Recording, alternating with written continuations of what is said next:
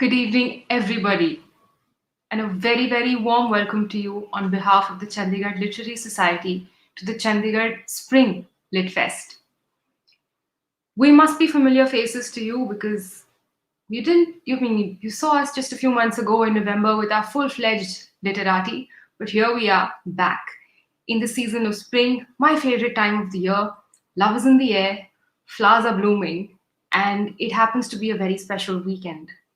Not only because it's the Spring Lit Fest, but also because today happens to be spring equinox. We have a day that's as long as the night, and I think the world is sending us a message, the universe is sending us a message, one of balance and one of love.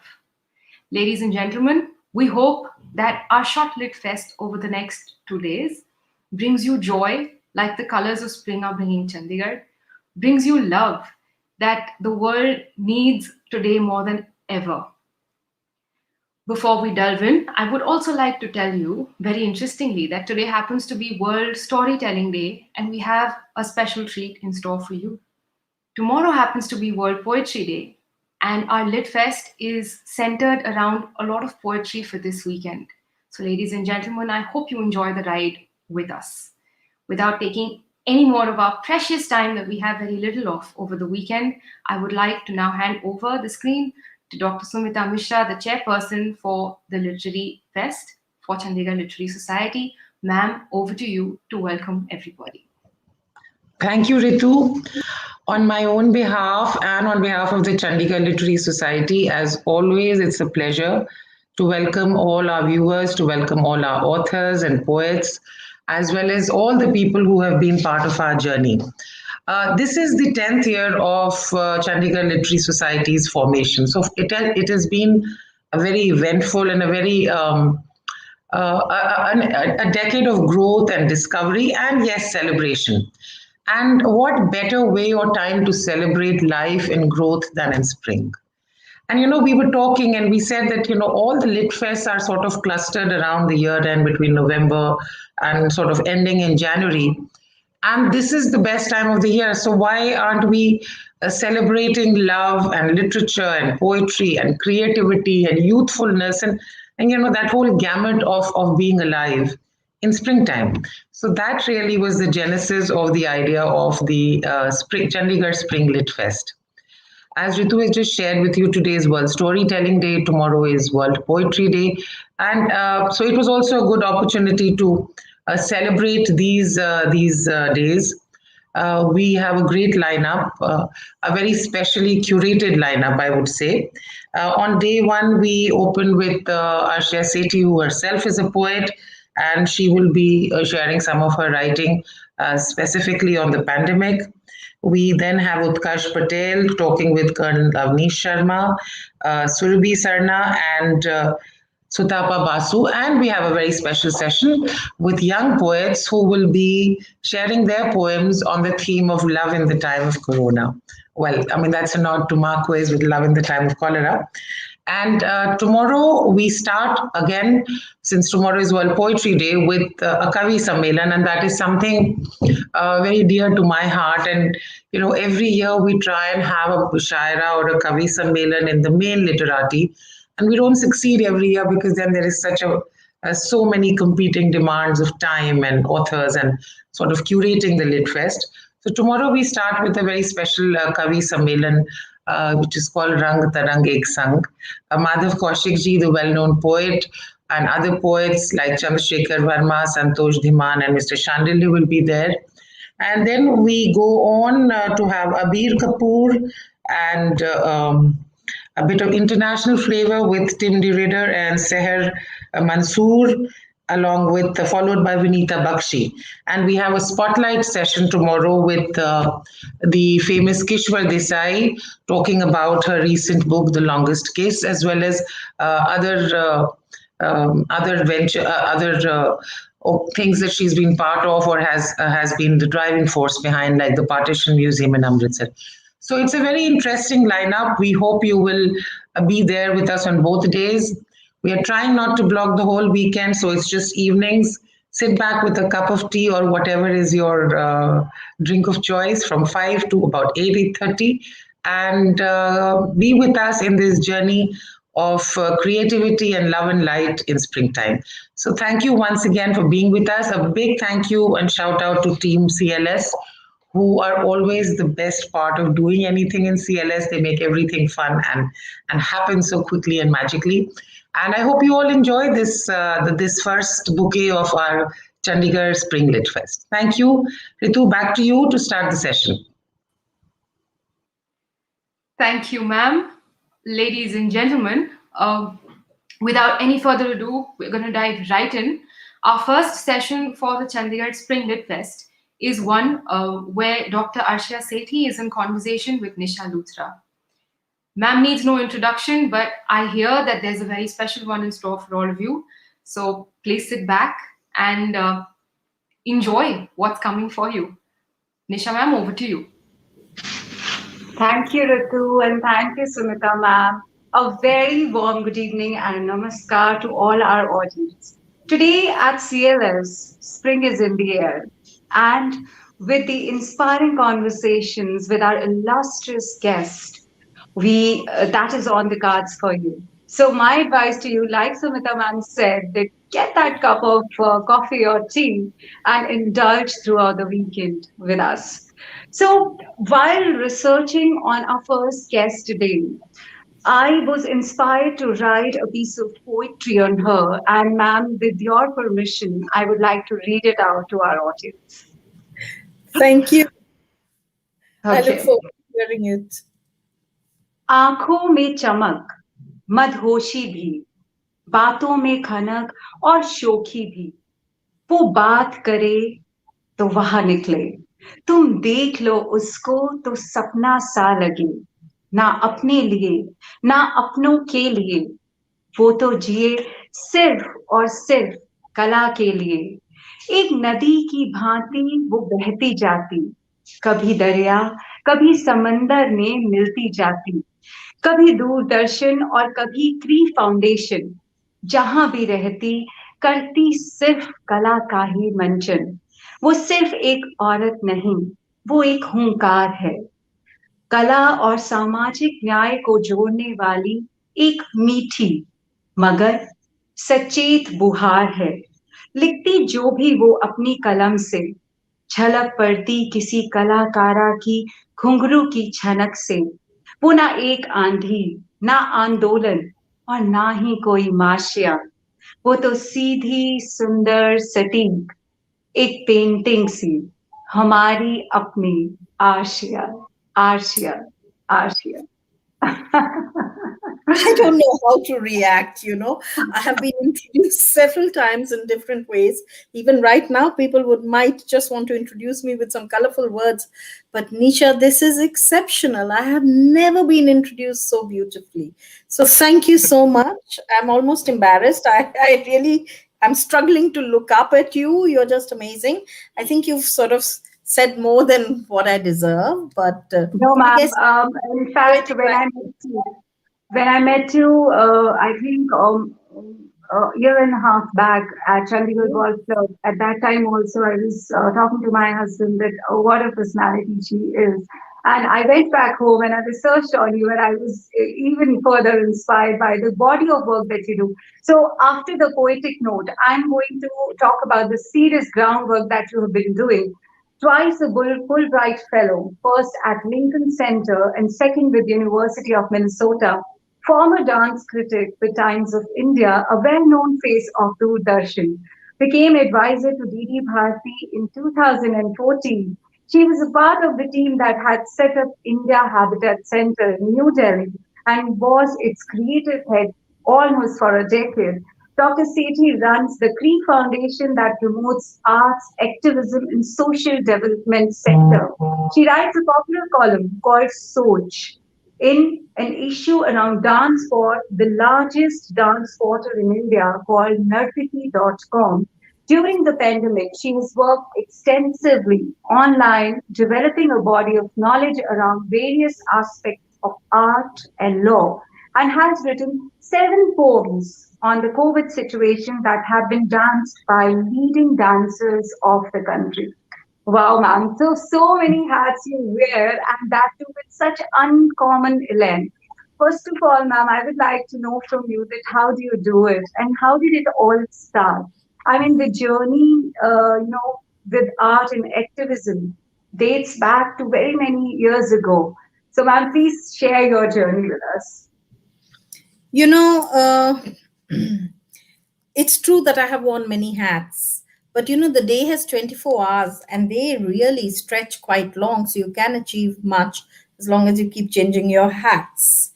Um, Having studied in a convent school, and that also a convent order in from which Mother Teresa hailed, I passed out from Loreto Convent, Shillong. Although I am a Chandigarh girl, by the way, I must mention, and that I have Wow, studied in Carmel Convent here and Government College for Girls or Women. that's I don't know what it's decided to call itself. It used to keep changing its name quite frequently earlier. But great. since I am a student of Chandigarh and I've lived here for long, I've cycled on the roads of Chandigarh, swum at the club, skated at the skating rink, walked in Leisure Valley, and the fact that's going to surprise you is that I used to represent Chandigarh for cricket, the national level cricket, and I was selected for the Indian women's national cricket team, the first one, which was to play Australia in 1975. I was 14 years old, but my parents thought that this was quite an unnecessary pursuit. And rapidly, since my father was very prone to being transferred, he was in the government, we went off to the north and I lived in Nagaland and then in Shillong, where I studied at Loreto Convent. I had met That's Mother great. Teresa there, and the influence of Mother Teresa, my favorite story amongst the Sikh stories or Sakis, is Bhai Kanhaiya. So, all of these things I think worked inside me. I did not know how much they were going to have an impact outside, but I do see now, point by point, this journey, as it were. The first thing was that at university, at the entrance exam, there was an entrance exam for a special scholarship. It was 100 rupees a month. I won that scholarship, and all the 100 rupees, which were actually 3,400 rupees over 3 years, were given to Mother Teresa's Nirmal Hriday home in Delhi. So I see this whole pattern continuing. And when I set up Cree Foundation, which, by the way, the setting up of which is an act of thanksgiving, I followed a very strong pattern of giving back. And the 10th year of Cree Foundation, we actually started a programming vertical called Dasham Dakshinam, the giving Hmm. back in the 10th year. Because by then we had shown so much daring, so much bravery, bringing together issues of the arts that and issues of society. So through arts, we looked at this Muslim personal law. We looked at environmental issues. We looked at used the arts to work in the jail, Tihar jail, for many many years. So the journey is checkered. It's multi-hued, multifaceted, but very satisfying. That's great, ma'am. It is giving me goosebumps listening to your journey, ma'am.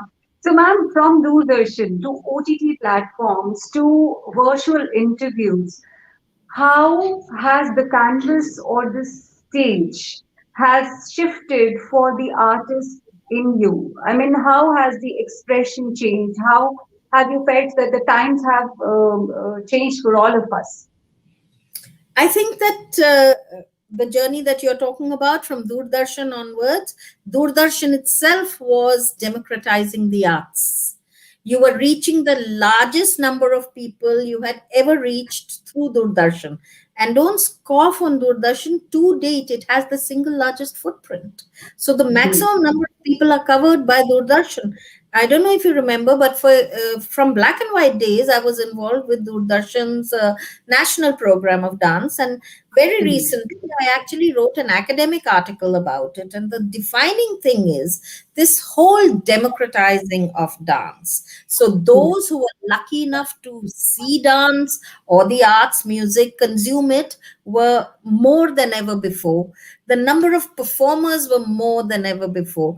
More than ever before, performers were given the right to reach larger audiences than ever before. So I think the whole process of democratizing is contained in the journey of Doordarshan and the journey thereafter of, getting onto OTT platforms, to get onto social media. Today, an artist doesn't have to wait for a sponsor or a stage to share his or her work with a large audience. Social media is good enough. I don't know if you've been watching this Indian raga. It's actually originating from the United States, but overnight it becomes a sensation because they're working with Indian arts with an international look and feel to the presentation, and they release it on social media, and it starts trending in the arts field. I mean, it's not trending compared to politics and many other things of films that trend, but it does trend a lot. So I think that all of this is really good for the arts. And let me point out one other way in which it's good for the arts. For too long, we had talked that in India, copyright is not taken seriously, plagiarism is not taken seriously. Well, the minute you try and use the filter of social media, copyright issues just disappear, your performance may disappear, and that is what led me to work on arts and the law. I felt that artists in India were not knowledgeable enough on how tough the law is on certain things, and that it was time to change and grow with the new conditions and new circumstances. Okay, That's okay, ma'am. Ma'am, you've been a trendsetter, if I may say that, in your career. I mean, you've worked with Doordarshan, and then you were in the managing committee of the project team who had set up the India Habitat Center. Then Cree Foundation. There's so many things that have been trend setting in your span of career. So, man, external challenges would be there, but I would really like to know from you that what were the internal challenges as a woman that you had to go through? Because you had a family to look after, but you had been doing some great work in the past, man. So I would like to know your internal struggles as a woman. So the first thing I would like to clarify is that the challenge didn't stop in the fact that I took on new areas, or I would push the envelope further and I would be quite persuasive about this. It also includes the fact that I was a single mother to two male children. So Okay. that is a very interesting journey. And I often say that my last reinvention is not going to be the scholar. My last reinvention will be when I finished all these responsibilities. I want to look at my life and laugh. So I would really like to be a stand up comic and share the Okay. tribulations of trying to bring up two boys, and two little Sardarji boys who are angels and really very cute, but they come with their own dynamics, and I must Exactly. say that they have honored me by being interested in the arts, and more interested than most people in the arts, and are quite reverential, and they touch the feet of gurus and all that. But Okay. that journey was quite a journey by itself. Now let me talk to you a little bit about what were the challenges. So the challenges were many, but I really was lucky. I did not suffer so much. The challenges didn't become impediments. And one of the reason was that I had a very good image because of Doordarshan, and all people I hadn't seen had seen me. So as I always said, I knock on a door, and when they open and they realize it's me, they welcome me in, and I'm able to discuss my problem and get help from them. The second thing is that I would not um, accept defeat. Let me give you an example. Um, around 2000 and around 2000 began the whole idea of getting Delhi a World Heritage nomination as a city. Okay, and I was asked by Intact Delhi to help write the project, the dossier, especially with reference to the intangible aspects of our culture, which is performance, language, cuisine, and all that. And we worked really hard. and everything was set. The stage was completely set. 2014. We were 1 week away from our inscription as a World Heritage City, and all of a sudden, the dossier was pulled out. We were so disappointed. I remember I actually burst into tears when I heard that everything set and we are not going to. That is because the new government that had come into 2015 had different plans, the plans that are being played out now about the Central Vista new buildings and things like that. So of course it was heartbreaking to have this happen, but the very next day we were back to set of schools, explaining to them what heritage means, what built heritage is, what is the difference between tangible and intangible heritage. Because eternally there is this binary conflict between development and heritage, between modernity and that which is traditional. Now, if we wipe out our heritage, we lose our identity. We tend to forget who we are, and then become a museum piece. The unique aspect about Indian culture is that it is a living culture. We are not museum pieces of the world as yet. Let us keep it like that. True, very true, ma'am. Ma'am, nobody could have imagined that the world would come to a standstill and pandemic like Corona would happen.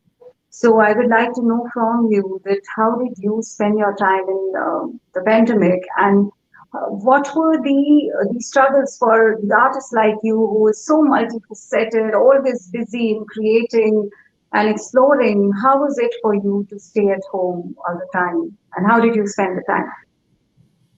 In a way, I had a dress rehearsal. It sounds strange. I know I had a dress rehearsal. In 2017, I spent a whole year, 2017, 2018, in Minneapolis, which is really the coldest city I have ever lived in. And the winter is long and really cold. So I had learned to stay inside and use solitary time well. I did a lot of writing, a lot of reading, lot of because I was attached to the university, I would have library inputs coming in all the time at my convenience. So I did manage to do a lot of writing and learn to live silently. So when Corona came, I felt I was in Minneapolis. I would just keep looking out of the window. Baraf to hai nahi. Why am I sitting inside, to remind myself, am I in Minneapolis or am I in Delhi? So I Yeah, really ended up using then that solo, solitary, really strange time when we weren't really cut off from the world. There was some feed-ins coming in, and every feed-in made us more grateful for the fact that we were there and not suffering as yeah, so many others did. And that also convinced us that, the only way is to give. The only way is to think of the other and stop being selfish. ये सब तो यहीं रह जाएगा. You really want to have diamonds twinkle in your life? Do for others. And I yeah, use the time quite fruitfully. As you know, the first thing is that the importance of those series on arts and the law and the many babies it has birthed, whether it yeah, is workshops on sexual harassment in the arts, or it is, a deeper understanding of contracts. COVID time taught us that contracts, which we sort of just don't pay attention to, need to be read, including the fine print. Because the first set of people to renege on contracts were your supporters, whether it was private sector people or government. The government said it's an act of God and got out of it. Well, yeah, we have a technical term called the act of God. Is this really an act of God? Can the government really get out of it? Is it a force majeure? So artists started using terminology like that. That has been my satisfaction, that people are concentrating on it. When I had been working for years and years on dance films, well, here was the time when the only way we could watch dance, or good yeah. dance, by dance films, because while good dance was also being done in home concerts, but we were watching that with babies strolling into the frame, pet dogs, Yeah. Sofas coming in, somebody's mixy noise, or the CT of the pressure cooker. It was a very domesticated way of watching dance. So the dance films became really, and so a lot of young artists who were technically more savvy started creating dance films on their cameras. They would edit on their laptops, and that has been a subtext of the corona times, that Hmm. art has come, good quality art, and maybe a new art form called screen dance has been developed, Ji. which is neither a dance concert nor a dance film, but it's thought provoking. And some of the themes that they picked up, these new films on dance, I mean, one really comes to mind immediately. It was on surveillance, and the Okay. discourse in our times is also about surveillance. While all these apps and all that help our lives, they also, Hmm. in a way, triangulate our existence. And Ji. I don't know if you really want all that knowledge and information to be out in a public domain for possible misuse. So these were Yeah. some of the issues. And personally, writing those COVID poems was very satisfactory, Ji. particularly since I wrote the poem alone and then gave it to a dancer who often worked alone to produce it. But I refer to these poems now as poems of double authorship, because Ji. my work is only half. What has animated that poem? And really, maybe the poem is just very mediocre, but the brilliance of the dancers. True. Chaak chaak kar di unhone. True, ma'am. That So, I wish I could make talking. you watch some of those, but Ji. some other time. Ji. Ji. When talking about those seven poems, I would really like to know that those seven poems were, I think one was in Hindi and all the others, they were in English. Would you like to No. tell us more about the poems, ma'am? Yes, I will. I will. So the first poem actually, and okay, so I need to tell you that I was not formally a poet. I was a writer. I was a person. I play with Ji. words. I write in all kinds of genres, popular, scholarly. I love words. You just give me half a minute of encouragement, and I start off and start talking and all that. Poetry had been something in my Chandigarh days. I used to write poetry, and it was Okay. stupid love poem, which was like first crush kind of poems. Idiots. When I look at them now, I say, "Oh my God!" I found my diary the other day also, in which all these poems were written. It was so embarrassing. Anyway, some poems are philosophical. Like I'll tell you one of them. I remember from that time. Afshan का चिलमन धुंधलाता है मेरा नजारा, क्या Hmm. मलमल का पर्दा काफी ना था कि कुदरत को भी बीच बुला लिया. So this is 16-year-old Wow. old me trying to be Wow. philosophical. So And beautiful. So beautiful. the seed is nice, but I mean, I'm sure other people would write it So far better. beautiful. And the scene is so beautiful. Thank you. So then suddenly I find myself responding to the pandemic and the cruelty of the pandemic. Ji. Actually, this is so. They say that while they describe Shringar as Ras Raj, the Ji. Adi Ras means the first of the rasas is Karunya. So in a Ji. way, the cruelty of the whole scenario evoked Karunya Ras, and Ji. the outpouring happened from that. So the first poem was in English, the second poem was in English, and they were little shock poems, because I was just shocked that when the Prime Minister put on the lockdown, people Hmm. were behaving so irresponsibly. Had they not understood what was happening? So I wrote a very interesting poem where the main point is, this is a lockdown, not a lockup. One is about responsibility, the Hmm. other about crime. Some that basically was the line. Ki bhaiya, this is a Ji. lockdown. You haven't been locked up. I mean, please Yeah. participate in it. And Ji. the other one that I wrote immediately, these were written almost together. So it's hard for me really to tell you what I wrote first. But my suspicion is that I wrote the second one first, which was about doctors, because Yeah. India was the only country in the world where we were killing our doctors and stoning them. And, they were just helping us to coming and taking samples and all that. That Yeah. actually shocked me. I thought, what kind of Vishwa Gurus are we? Look at the way we are behaving. So I wrote these two poems. I sent the Doctor's Wala poem to my fellow trustee of Cree Foundation, the eminent Bharatnatyam dancer, Sangeet Natak Academy awardee, Rama Vaidyanathan, and I asked her to do it. Rama had a bit of a neck pain at that time, so I think she just missed being the first. And I sent the other one impulsively to a very senior dancer based in Pune. Okay. Corona, because of the internet pathways, allowed us to deal with people from all over the world.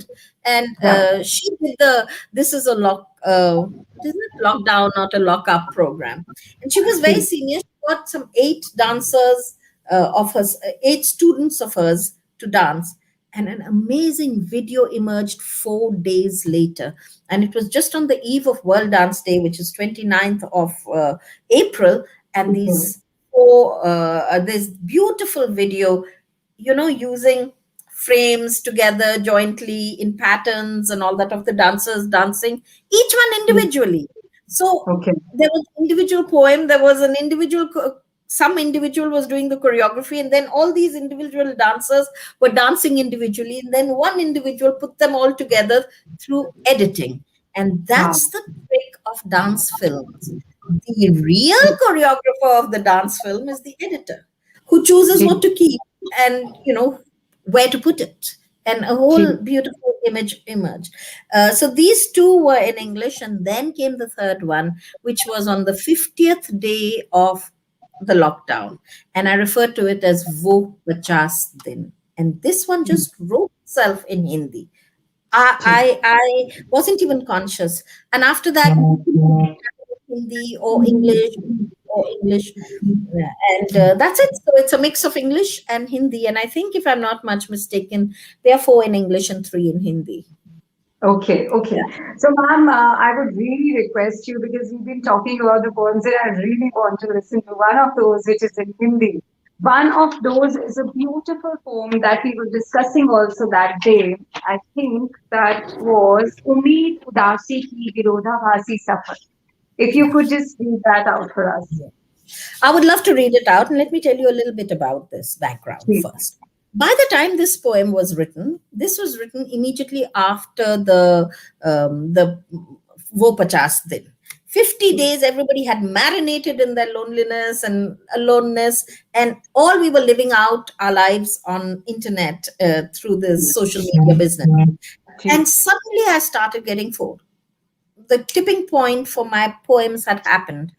Dancers started ringing me up, asking me, please write for me, and all that. And I was also looking, completely amazed at how the artist is responding in such a positive manner to this terrible situation, when their life was probably more screwed up than anybody else's life, because livelihoods were so badly hit. Hats off to them to be able to produce and give so generously. So I have learned dance. My style is Kathak. I may love all dances. I may be knowing about them because of my dance life, but my training is in Kathak.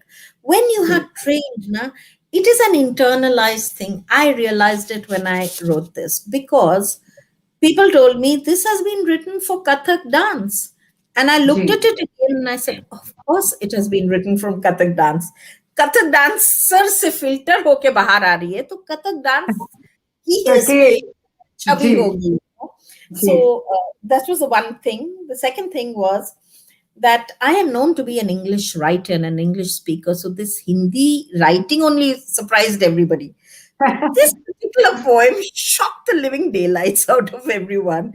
First of all, I'm really serious. I have some friends of mine who speak beautiful Hindi, and our conversations happen smoothly with them speaking Hindi and me speaking English, and everybody understands what the other is saying. And deep, deep, goodhi baatein hoti hain, Okay. And the first thing she said, I remember my Prerna Shrimali, Viroda Bhasi. I didn't know you know the word also. Said, what is this difficult word and all that? I have no idea. It must have been somewhere inside Somewhere. that it popped out at the right time, because I wasn't even conscious. Like I said, much of this poetry has been written in a largely unconscious or blown stage, in a zone, So we'll read this. So the many of the poems have two, three things in common. One, there is always a mukhra to go back to. I'm using the Kathak music word ji mukhra. You ji go back to it. Ji And there are always tihais or tirmanams in the end, because even some of the poems that have been done in Bharatnatyam type of style using tirmanams, that triple ending, kind of a thing. Ji So मैं पढ़ देती हूँ. I hope you like it. जी उम्मीद उदासी का विरोधाभासी सफर, घूमती मंडराती है जिंदगी की डगर. उम्मीद उदासी का विरोधाभासी सफर, मोड़ चौराहे चाराली पर खड़े सोचते हैं सब. दुविधा है कौन से पथ पर चले हम सब. कब कांटा आए न जाने कोई, परंतु हर पड़ाव में अवसर की ज्योत सोई. अवसर की ज्योत सोई. अवसर की ज्योत सोई. This is the तीरमानम or the Thai. Then back to the मुखड़ा. घूमती मंडराती है जिंदगी की डगर, उम्मीद उदासी का विरोधाभासी सफर. स्वरमाला के सात सुरों में ना कोई लड़ाई, सुर ताल नृत्य मानो हो बहन भाई. नाट्य बांधे राखी तो भाव रस पकड़े कलाई. देश में ऐसी सद्भावना की करें हम दुहाई. करें हम दुहाई. करें हम दुहाई. घूमती मंडराती है जिंदगी की डगर, उम्मीद उदासी का विरोधाभासी सफर. कलाकार बिरादरी सौभाग्य पात्र, स्वीकारे बधाई.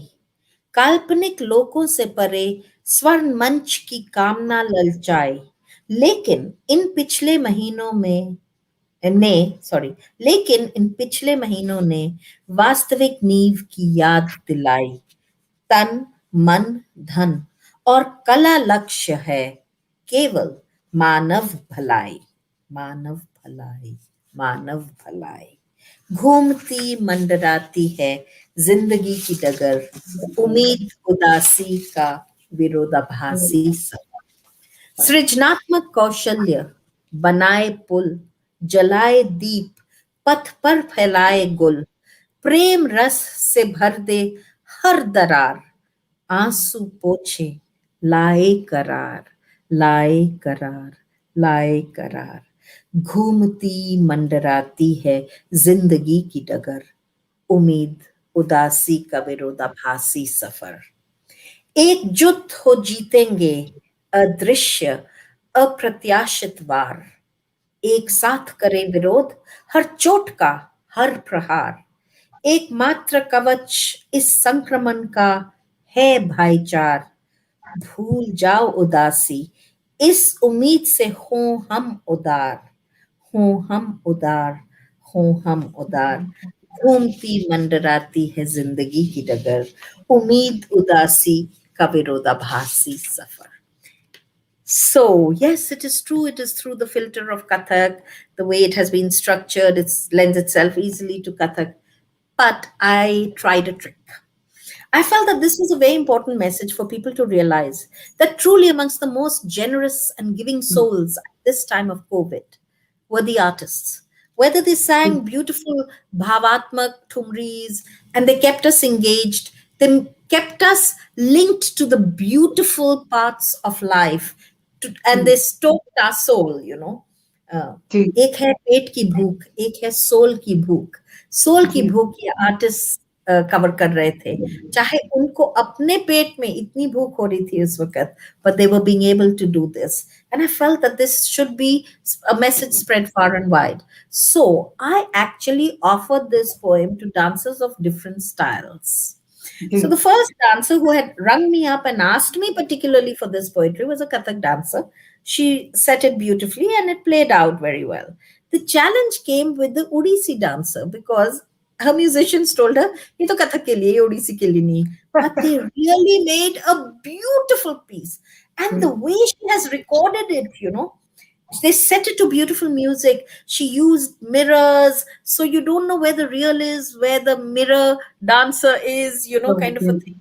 And each frame was done so beautifully. उसके बाल दिख रहे हैं, उसका बैक दिख रहा है, तो उसकी front भी shadow में दिख रही है, reflection में दिख रही है. It was just so beautiful, and she has already incorporated this piece in her present repertoire. What an honor it is for me. जहाँ great poets होते हैं, वहाँ she felt that this was truly a celebration of the role of the artist, so she incorporated it. I really feel that maybe I didn't deserve all this, but I'm just so grateful. I mean, I can't tell you how grateful I am, and how this whole year has. I will never forget it. When I will be lying there, saying goodbye to this world, these memories will come to me and there'll be a slight smile on my face on how we did this year, how difficult it was, and still we did it so beautifully. Hats off to the art. And ma'am, the your poem is still sinking in, and that is why I'm in so much awe of the words that you just said, ma'am. Abhivyakti or Abhinay is so well amalgamated in our dance styles in India. So, because you have been dance critic for so long, uh, is it the case with the Western dance styles also that the expression Abhivyakti and Abhinay is also an important part of their dancing style? So abhinay actually literally means to lead forward. Our leading sense is the eye. So nayan se nay aya hai. Okay. Abhi means intensely. So intensely, if you want to be led into an experience, if you want to absorb that experience, you have to let go ego. You have to even as an audience, I'm saying, you have to let go distractions. Oh, did I lock the door? Did I leave? Did I remember to turn off the gas? I wonder where the children are. You can't have all this. Allow yourself, treat yourself to that splendorous acceptance of abhinay and experience. Now, in Indian arts, abhinay is not just of the face or of the upangs, like the eyes or the hands, the hand gestures, but abhinay could be sarvang, the way you stand. If you have had bad news, you will stand thoda juka juka, not like a raja who's about to go off on war or something like that.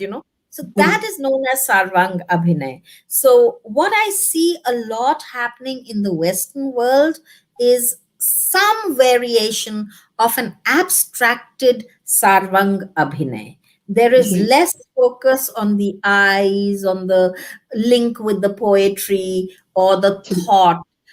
Ji. The Western case, it is mostly abstracted. In Indian case, it's more persuasive, it's more immediate. And I love both of them because what carries the day is the capacity of the artist to convey what they were wanting to convey. Ji, to tell a story through their To art tell form. the story. And today is Ji. World Story Day, where every artist should be in business today. And tomorrow is World Poetry Day. And I think every artist again needs to be in business tomorrow because poetry is the foundational art. Ji. Poetry से गाना आता है, गाने से नृत्य आता है. That is part of theater. So it's all interlinked. That lovely story about King Vajra who wanted to learn how to dance.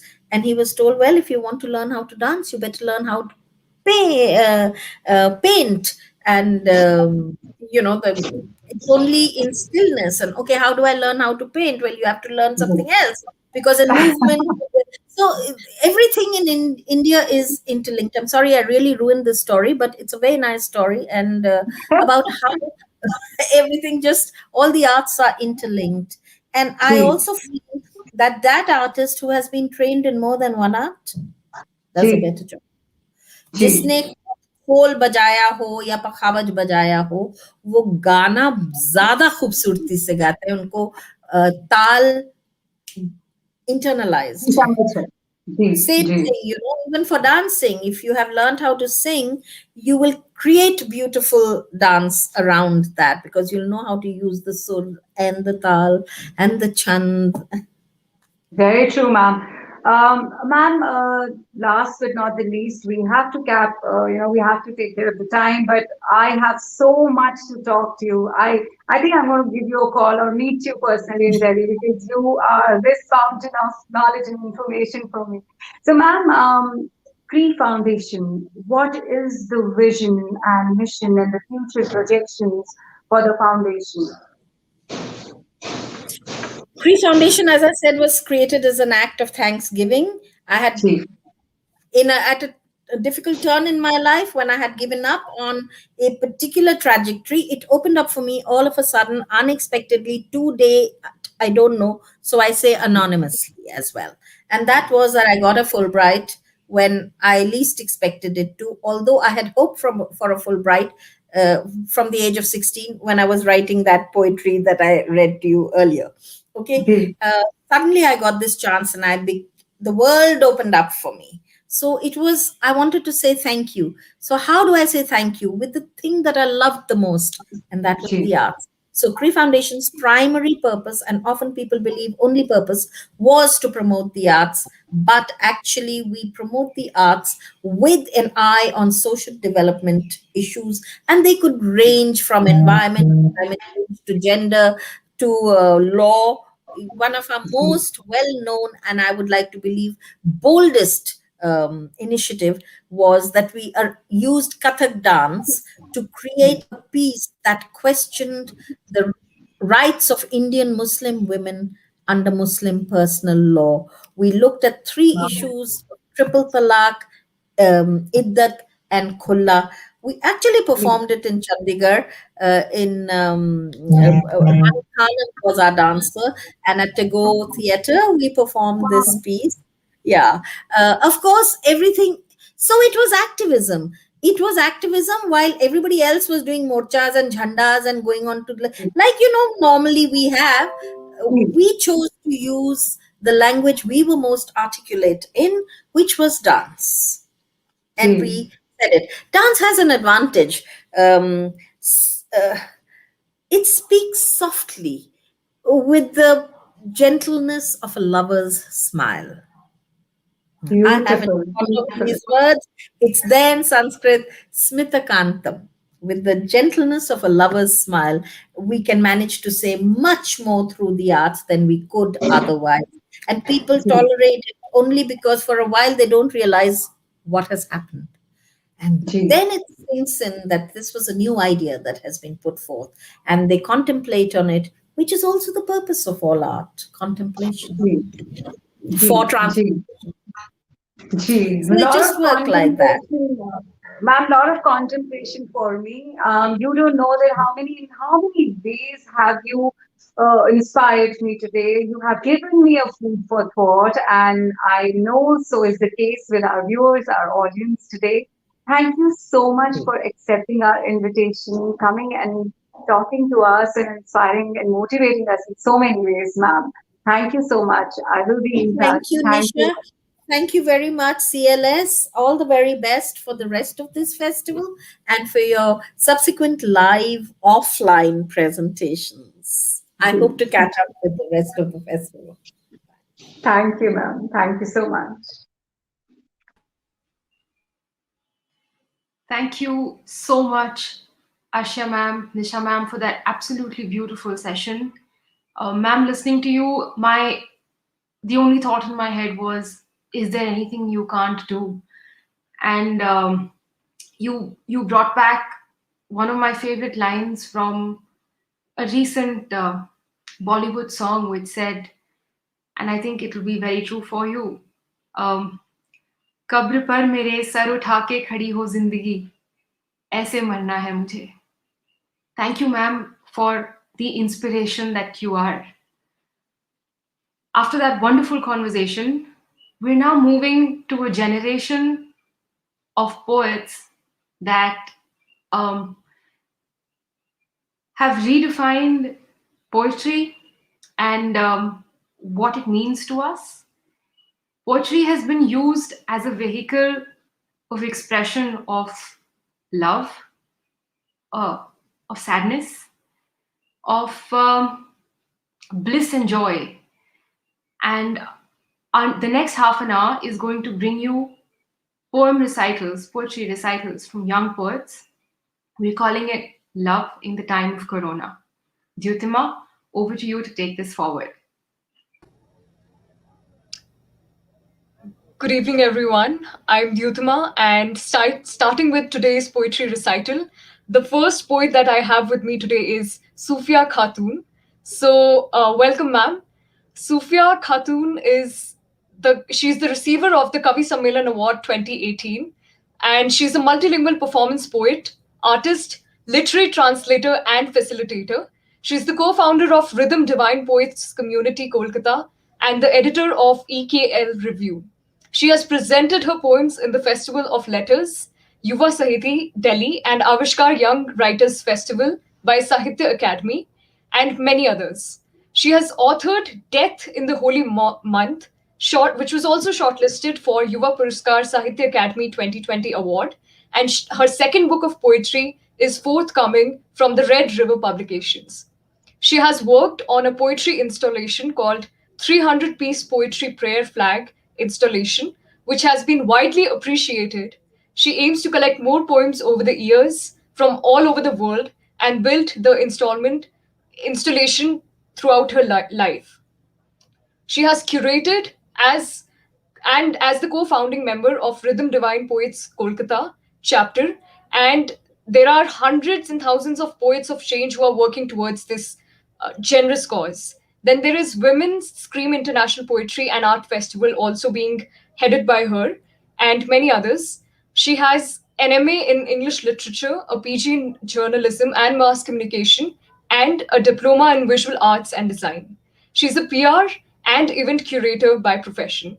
So, welcome, ma'am, and we cannot wait you to enthrall our audience with your brilliant verses. Also, additionally, we would like to know about your book. So, please start by telling us about your book, and then we would love to hear your verses. So the introduction is always, a bit uncomfortable all the time because you have to hear it back. So yeah, so I'm there for the cause, of course.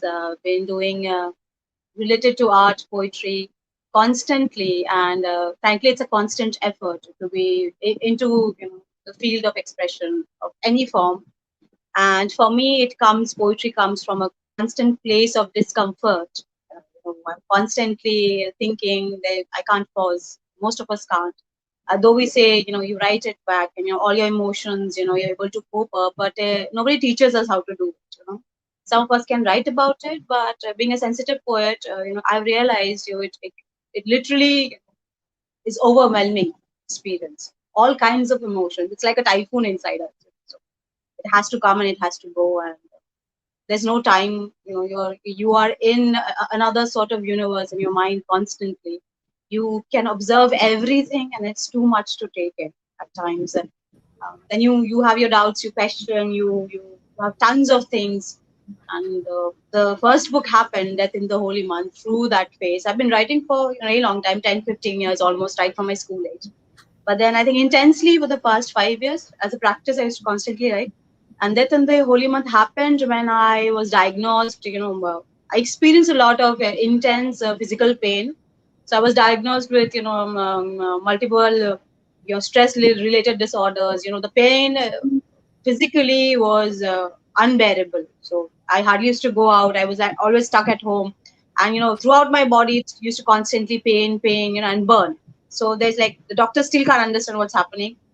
It's difficult to live with. I was immobile for some time. I couldn't physically move. Then my grandmother also had passed away very long time back. I think everything, at the back of mind, it escalates, and you teach yourself how to, cope up with any kind of emotion, be it death, be it, longing, be it vulnerability, be it, all kinds of mental issues that each of us, go through, be it loneliness. So most of us don't talk about it. But as writer, as a poet, I've always felt I have to be really honest in what I write, so that because it can comfort someone else, because we always are living in other people's shoes as a, Right. along with ours as well. So the first book is about that only, the entire journey of pain and overcoming death and grief and everything else that I see in this world of mine. So Right. since it's love in the time of pandemic, so without any further, so this is the book, Death in the Holy Month. It's published by Hawakal Publishers. I'm going to read two poems from here and two poems while I wrote it during the pandemic. It's mostly about yearning for love, because when you talk about love, it's the poetry. The language of love is always poetry. It was always poetry. Intensely, intensity, the passion, the separation. Everybody has gone through it. But for me, I've gone through longing more, craving more. So I've not fallen in love, which I always tell, because I am not sure how to go about it. But if I do, I think I'm going to, be exceptional in it. So the Definitely. poems come from that. So mostly about cravings. Uh, So, yeah. I'll go it. Our souls at night. Our souls at night soak the empty beds, feel the pangs of flaked skin and dust gathering around through the week. Our feet rub against each other for warmth. The nights are cold for the lonely hearts. The nights are cold for the lonely hearts. Through the blue door, time walks in and out, releasing the demons to haunt you, ticking, scratching, bleeding your wounds. You keep pulling your palms together, pulling them till it feels the emptiness painful. You sleepwalk, you remain awake, looking out of the blue door, craving, desiring, wishing it opened to another place, a place of love. Blue winter in sleepless in my palms. Blue winter is sleepless in my palms. It has never felt warmth in this cold weather. It has never felt the breath of rubbing mouths against each other. It has never felt the emptiness of this lonely night. I never hold anything. Things have lost their warmth, their innocence, their soil soaked in sunlight. Things are always lusting for the skin and the shape of a body. Things are hollow bones, beating inside sightless eyes. Things are always craving. Some say, lines of my palms stretch over the world and go beyond vision, beyond dreams, beyond boundaries, beyond bodies. My palms are for those who pray for love and a safe place for the heart. My palms are for those who pray for love and a safe place for the heart. The third poem is called Orange Skin. It's from my book.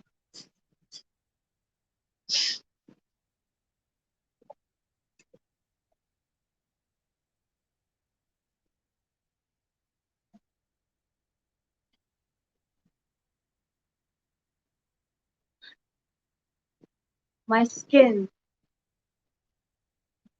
my skin is orange, slowly losing the pulp decreasing, decaying. The orange dress hangs aspiring, stinking, a reminder of my flesh. Side stone reveal the orange insomnia I once was. Under the orange sun, setting below my window, I sit to dry my soul. It is wet with longing. The color of solitude, painted well on my face, was content to reach its end. Wrinkled marigold on the picture, smell of a forgotten summer.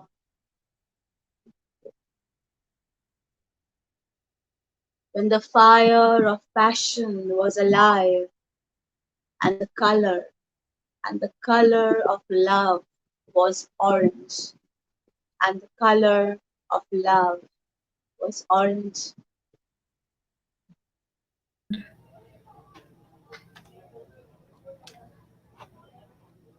The other poem is called Love Ma.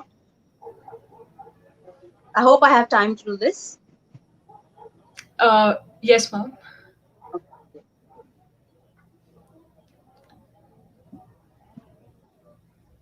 Love Ma. One. Bubbles at the end of my sad ring, brewing storm of self-respect. Some words have watermarks, some have spine. I wander in the bubbles, leaving your lips. Cheers to the days that we live without each other. For now, enjoy our walks together, love. Two, I'll wrap your lip mark in a tissue paper. I hold it longer to let it mark my destiny. Somewhere, somewhere you leave your kiss on a child, innocent and pure. In a dream, I kiss a blue bird lost in the clouds. In another dream, you plant a beating heart. Tree. Last sip of love slipped my lip and fell in my tears. Swimming to the other side, I gathered the broken chalice, spilling my belief. First, it rained in January, songs of separation. Today, the land is just dry. Hold it, hold it when it's fresh, just out of naked feelings. Hold it all together. Simmer it on slow passion until love is a ripe mango. Thank you. Thank you so much for reciting such brilliant verses, ma'am. And the longing of love was very much visible through your poetry. And with that, we move on to our next poet. Up next, we have Isha Yadav. She's a PhD scholar at Ambedkar University, Delhi. She's a writer and a visual artist and has previously taught in Delhi University. Several of her poetry and prose are published online as well. So, starting with Isha ma'am now. Hi, am I audible? Yes, perfectly audible. Okay, thank you so much, Dyutima. Thank you so much, Ritu, for inviting me to be a part of this beautiful, beautiful community, Chandigarh Literary Society. I'm very excited that New Age poetry. I was listening to Sophia's beautiful poetry and before her Dr. Arshia talk, and oh my God, I like almost lost myself there. So that's like a beautiful collection of curated events and beauty that you have there. I don't know if my poetry can do justice to that, to your collection, to your expectations. But I'll start with something because since like the theme is love in the times of Corona, I have. I have like two pieces that I want to perform, and then I like look at Dutima for for signal if I have time for more. And Dutima, just like stay online and like let me know if I have. I just want Sure, to absolutely sure. stick to your to your timeline and everything. That So would be great. yeah, so the first one is called one of my poetry the first one that I'm performing is called Modern Day Lover. Um, the reason I wrote it, the place it comes from, is because I was hearing a lot of my friends who've been indulging in app dating and for trying to find a partner, especially in the times of Corona, and how loneliness takes a fun turn when you are interacting with a new person, but everyone in that state of flux and everything, and the kind of people you meet. I mean, kind of. Man you meet on the dating app, and what are your reactions and everything. So this is coming from my interactions. It's a fun poem. It's very light-headed. I hope it offends no one. Let me just begin with that. Modern day lover. Modern day lover doesn't write love off on a letter that lasts an eternity, doesn't have a Bible or a Mecca or any cultural affiliations or a root. He's a winged creature, a vagrant, a gypsy. He didn't lose a girl because a caste didn't approve. He didn't lose a girl because dying mothers promise. He loses her because he fears feminism. Modern day lover doesn't ask you to forget him under the moony light. He deletes you from the friend list. He unfollows you from Instagram, from Twitter. He blocks you and then stalks you from other means. Modern day lover circles his day around unblocked to message not for you but for himself. He writes BRB and never returns. He tells you in the beginning he doesn't want a relationship, a tag, liability, or a baggage. He makes you mark I agree to the terms and conditions so you know you're playing with fire. Modern day lover has his eyes fixed on his phone all day, his telltale eyes wandering, but nobody knows what he's up to. Modern day lover doesn't dwell on one love, one romance, one affair that lasts a lifetime. Modern day lover, he's tindering in disguise. Modern day lover doesn't fancy whims of Devdas or Ranja, he goes gaming with them bros. So you can wait for the double tick all your life, but because modern day lover is confused, but he likes how he's going. So, should you spot a modernly lover, and I know you will, tell them, whisper it in their ears because otherwise they'll pretend not hearing you. Tell them they aren't worth it. Thank you. That's the first one. And I'm going to read the second one, which is like much smaller than this one. So don't worry about it. Okay, I think Dyutima says like we have only one time for one, so I think I'm done here. Right. Sorry, I just received the message. No, I'm so sorry that we are running out of time. Yeah, And no problem. talking about modern day lovers, as Faiz Ahmed Faiz says that दिल ना उम्मीद तो नहीं नाकाम ही तो है लंबी है Yeah, गम की शाम मगर शाम ही तो है. शाम ही So तो है. modern day lovers need to understand that this is how the sham is going to be. But going forward with the sham, the next poet that we have today is Amy Singh. She's a spoken word poet and a TEDx speaker also. And up next we have her. So welcome, Amy ma'am, and we would love to hear your poetry. Thank you. So I wrote several poems during the pandemic on the theme of love because I was living by myself. So instead of one poem, I'm going to read two short ones, if that's okay. Yes. All right. Two pigeons live in my Roshandan, homebodies and co-tenants in the quarantine. They are lovers or it's just spring, but they have often woken me up with their loud lovemaking. At first, kisses look like bickering. Aggressive pecks soon subside into affection. To patient eyes, arousal reveals itself. Instead of moaning, they flutter their wings loudly, sometimes abruptly, as if caught mid step in their romantic waltz. To the sound of my broken Turkish, they dance like no one is watching. But I do watch them. I do watch them, and I fear death has been to my house frequently. I recognize its scent so much so I can now smell it from miles apart. It leaves my house emptier and my heart always heavier. But lately, life too has started speaking to me. First, it was sign language. An omen here, an ishara there, some broken words and misinterpretations. This morning, life left a love poem in my balcony wrapped in twigs. How do I respond to a mercy like this? Hoş geldiniz hayatım. Welcome life. Let's be fluent in living here and now.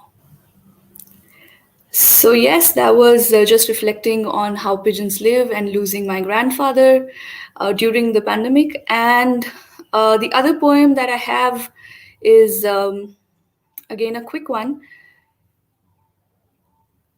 Sadness is a wall between you and me. My ode stands between me and the mango tree. Every time I write to you, I reduce love to its description. Each poem that I read out loud is stolen from my silence. All windows are a separation, each adjective a cage. Today, I want to erase every word I ever wrote. And yet, I'm writing this poem. Do you see it now? More words about my dislike of words. Do you see now what I'm saying? Words stand between you and me. In defense of talking to you, I really like it. So much so that I cannot stand the subtle atrocities of expression, of language, of labels. Love is a form of silence. Poets, a goddamn noise. Thank you. So that's all from my side about love in the times of this pandemic. Thank you so much, Amy. And I'm sure that our audience would have resonated a lot with what you wrote. A lot of people lost their, loved ones. But then one thing that was consistent was this hope in every person's heart that this too shall pass and the sun will rise soon and things will get better again. So, with that spirit in mind, the next poet that we have is Akshay. So, Akshay is a poet. He's a spoken word artist, a student turned lecturer of English literature from Kerala. He's an active member of Pens and Polaroids also. So, the piece that he's going to perform today is titled Not a Love Poem. And appropriately so, because it's, well, not a love poem, but a poem about love. And that makes all the difference. So, over to you, Akshay. Hi, thank you, Duduma and CLS for having me. It's both a pleasure and an honor to be with you guys. So yeah, the poem, it's called Not a Love Poem. And it's less so about love and more so about people, the people that you fall in love with. And it's about all of us. So it's just one long poem and it's more in the vein of spoken word. So stick with me and I'm sure it'll pay off. All right, this is not a love poem. I've made it a habit when meeting people new to write down everything that I get to know about them. When I met Love many years ago, she came with her own single line classmate's notebook. Love handed me the book and told me, "Here, I'll give you as many as you need, so write about me. But don't be like every other poet. Don't lie to yourself and don't write me as you want me to be. Don't write me with the knowledge of past experience or future expectations. Be honest, please." So these are the truths Love told me, and every poet ever has lied about. Love. Love is in her 20s, but she acts like she's 12 and talks like she's 70. Love is not blind. Love sees everything and still doesn't care about your feelings. Love is a tough person to please. Love pretends to not like it when you say thank you or please, but secretly wishes you would. Love is the silent type, the I don't think you like me type, the I wish people would take me for who I am type. Love hates to type because it makes her fingers sweat.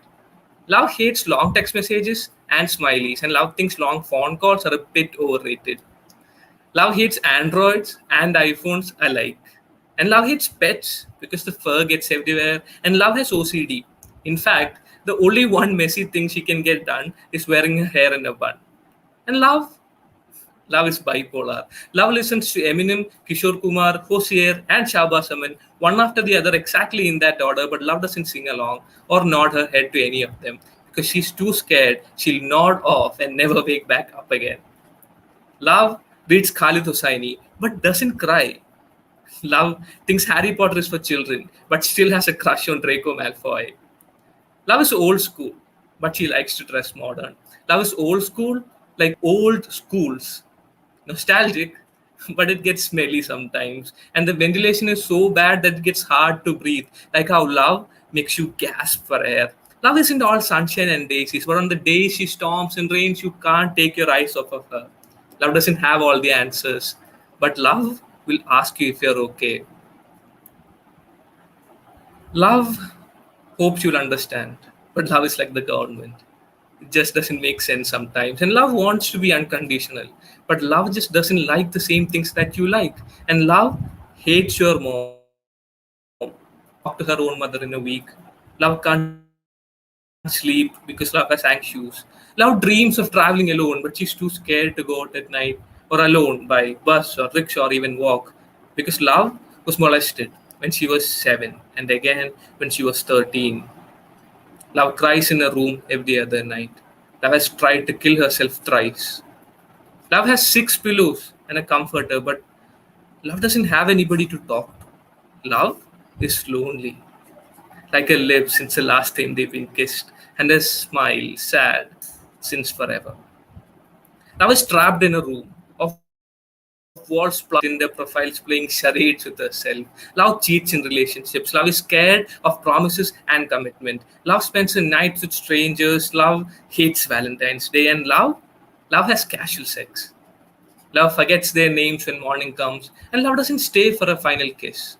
Love is an alcoholic, a fan of old monk and Dunhill cigarettes. But love hates herself every time she gets high. Love blames everybody except herself for the pain that she feels. Love will tell you that she's okay, but she's not. Love can't stand her own reflection in the mirror on her bedroom wall. Love, love hopes you'll understand, but love isn't perfect. Love is trying her best, but often her best falls short. Love is confused and clueless. Love is unsure. Love might stay for a decade and then leave the next morning. Love wants to run away. Love wants to give up. Love doesn't deal in clarity, but in vague necessity. But love is the most beautiful person I know because love sees a bit of herself in everybody she knows. Love tells me that she's me, and love tells me that she's you. And 600 classmate notebooks down the line, I realized that love is that part of us that just wants to be loved. Thank you. Brilliantly recited, sir. Thank you so much. And it's true that love, as an emotion, it displays a spectrum of different layers to it. So, and as they say, sometimes the only thing that is making you sad is also something that is making you happy. So it becomes difficult to select and filter out the emotions when you're dealing with something known as love. And Yeah. wrapping this session up, being I won't call myself a proper poet, but then someone who loves to transform her thoughts into words. And being a big fan of metaphors, I would like to take just a minute of your time to recite something that I recently wrote. The title of this poem is Love as a Metaphor. So, this is how it goes.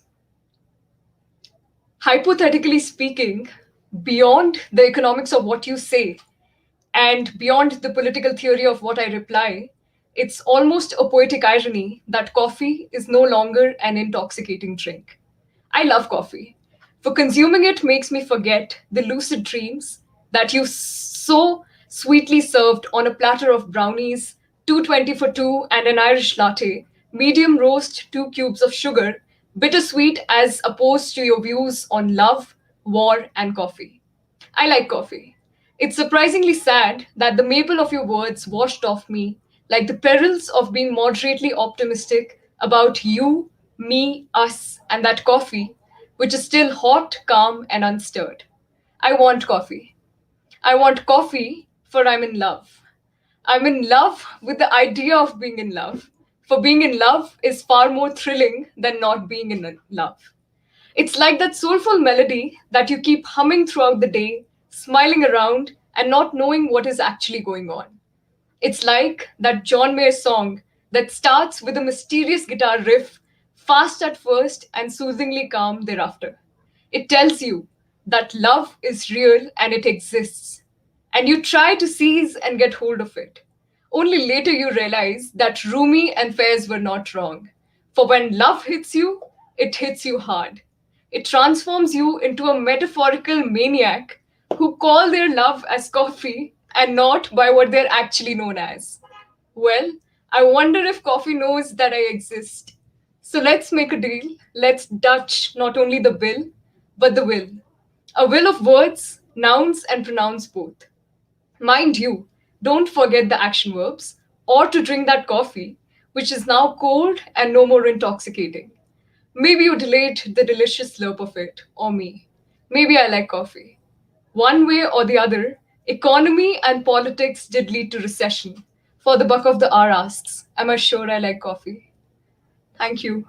So that was something which I like doing, which is transforming love into a metaphor of words and phrases, and wrapping this brilliant segment up with my fellow poets who definitely enthralled our audience with their brilliant verses and brought a smile to a lot of people's faces. We had a great session, so I thank each one of you for joining us. And now I would like to hand over to Ritu ma'am. So thank you so much, and over to you, ma'am. Thank you so much, Jyotima. That was such a well coffeelicious poem. Very well written, very well recited. Ladies and gentlemen, if you'd like to pick up your cup of coffee, now is a very good time. Our next session is Utkash Patel in conversation with Colonel Avnish Sharma. Mr. Patel is a corporate guy turned mythologist, and this promises to be a very, very interesting session. Colonel Sharma, over to you for the next half an hour. Thank you, Ritu. Good evening, Jai Hind. Welcome to this session of Chandigarh Spring Lit Fest 21 with Utkash Patel. He is a corporate professional turned mythologist, and now he's an author of books in the genre of mythological fiction. On behalf of the Chandigarh Literary Society, I welcome you on board, Utkash. We are looking forward to an interesting and exciting conversation with you about the subject, which is very mystifying, at least to me, and I'm sure to most of us. Utkarsh has penned 3 books, and the 4th one is in the pipeline. We shall engage with him in a discussion dialogue regarding his work, but not before we clear some air and, as they say, clear myths about mythology. And so, Utkash, tell us, what is mythology? Why most of us misconstrue, and club it with religion? And please weave a string between mythology, history, and archaeology. Right. Thank you very much, Colonel Avnish and Chandigarh Literary Society for inviting me. The opening question itself is a very tough one, Colonel Sab. It will take one full lecture normally to explain mythology and its relation with history and religion as we see it, but I'll try my level best. Mythology, as I see it, is a story to begin with. It's a story which is sacred, but sacred as in the way, not the way we understand it, not sacred as in holy, religious. Sacred from the perspective of the times when the story was told.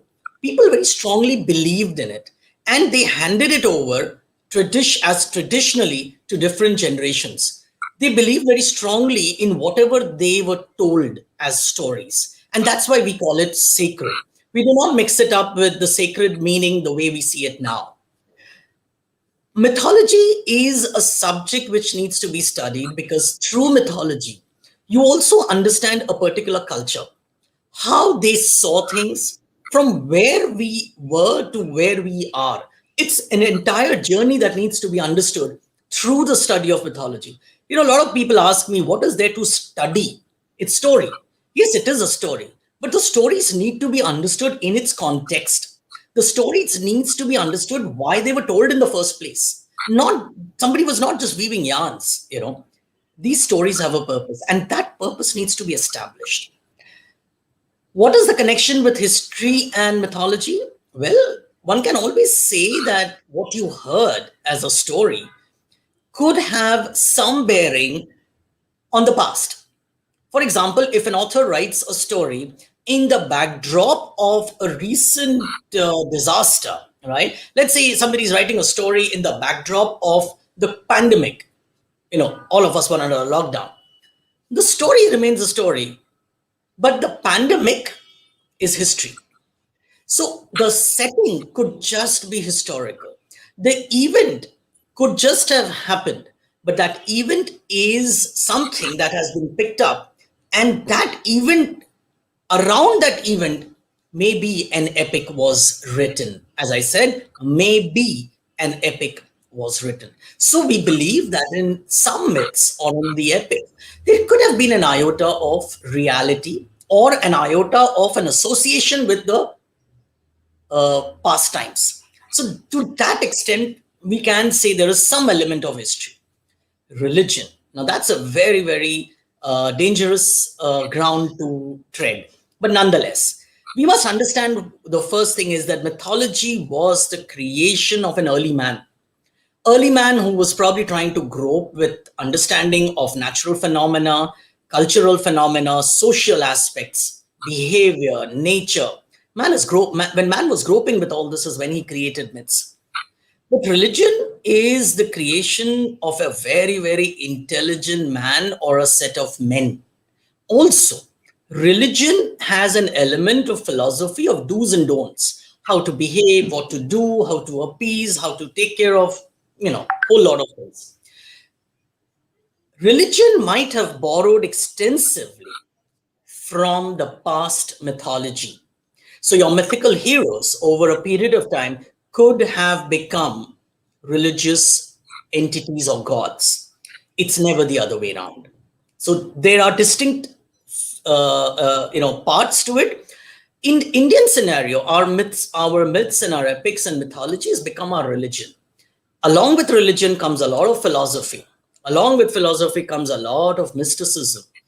And thus today we have a whole big, colorful ball, you know, which has different elements. So when you study mythology, we have to weave out certain aspects and take that exactly that way. But collectively, what we have is a very, very colorful ball, is the way I would probably leave it.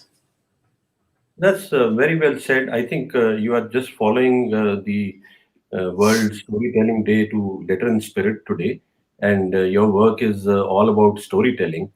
Thank you. Now, tell us, like most of us, we've grown up reading Panchatantra stories, and they were loosely linked with mythology. And what we've noticed, most of us as kids, and later on, even people like you are writing about mythology, and some more authors of your genre, is that there are only blacks and whites which are highlighted, and hardly anywhere have the grays come in. The grays become totally non-interesting, as I would say. Why is it so? Why is mythology only concerning the whites and blacks? That's an interesting question, but let me draw an analogy here. When we talk of black and white, okay, I know you're referring to, let's say, things like good, evil, right, wrong. But Absolutely. if you look at our myths, especially Indian mythology, there is a huge range between black and white. We differentiate between lies and we differentiate between untruth. Let me explain a small. Let me give you a small story briefly. A man had taken a vow to tell truth all his life. He had decided he would never tell lies. Good thing to do in life, right? Never lie. One day, this sage, he was a sage, he was doing his penance, and while at the and he was sitting, and bunch of people, a group of people ran through his cottage and they hid behind his cottage. After some time, another set of people came in and they asked the sage, "Where are these people who rushed in before us?" Now, the sage had decided that he's always going to tell the truth. So he said, "They are in my backyard." These people go there, they catch those people and they kill them. Right? This sage who had vowed to tell the truth all his life. I'll tell you another story. Let the stage be parked for the moment. A man, a hunter, goes to a forest and he suddenly encounters a beast which he had never seen before, but it looked ferocious. The beast had not attacked, but it looked very ferocious. Without thinking, he simply shot at the beast and the beast died. As soon as the beast died, there was a shower of petals from the heavens. And the god said, "Thank you very much, you killed this beast. He was a very dangerous beast." The first man, the sage, goes to hell, but he told the truth. And the second man, he killed a beast unprovoked, without any rhyme or reason. The beast had not even attacked him. He goes to heavens. You see how there is a huge space between truth and lies. We differentiate between lies told for a purpose, lies told for a malicious purpose. Untruth and lies are two different things. So in Indian mythology, we have a range, and this range is very interesting. And you find a lot of traces of it in our epic Mahabharata, where very clearly we differentiate between lies and untruth. So to say that mythology differentiates only between good and evil is not true. We have many shades of gray between black and white. And the unique example is Indian mythology, which very clearly differentiates between truth, untruth, lies. That's a huge gap, I think, and very interesting at that too. I think it's been beautifully explained by you. Truth, untruth, and lies. Wonderful. Utkash, we are also keen to know that when and what kind of happening or an event takes shape of a myth. You see, we are now used to olden times, that has become myth and then it is mythology. And do these myths have a shelf life? I think they have a huge shelf life. They carry on and on. Could you throw some light on this aspect? Let's start from the time when times were during the oral times, oral tradition. So during the oral tradition, we didn't have any other means of storytelling. So you would have bards, they would meet at temple courtyards, they would tell you stories, or they will meet at somebody's house. Some rich, yajman would call them, and everybody would come and listen. And these were stories. These were moments when stories were told, they were interpreted, they were explained, so on and so forth. So stories were initially in the oral tradition. They were handed over by word of mouth. The writing came much later. During this time, a number of people took certain elements, certain events, certain characters, and worked on it. So while at it, somebody focused on a particular character. Some stories were regular. If you tell a kid a story, if the kid likes the story, the kid wants to hear it every day. Despite the fact that the story is not going to change, and the child will keep on saying, "Nini, tell me that story." Because certain children take to certain stories and certain audience takes to certain kind of stories. When these stories go on and they catch the fancy of an entire culture, that story becomes very, very strong. Also during insecure times, when times are bad, when there is an uncertainty, when there is a plague, when there is a drought, when there is famines, certain stories gain a lot of foothold and they become ingrained in a culture's mind. And that's how characters become deified. That's how events become very, very strong in people's mind and the people start believing in it.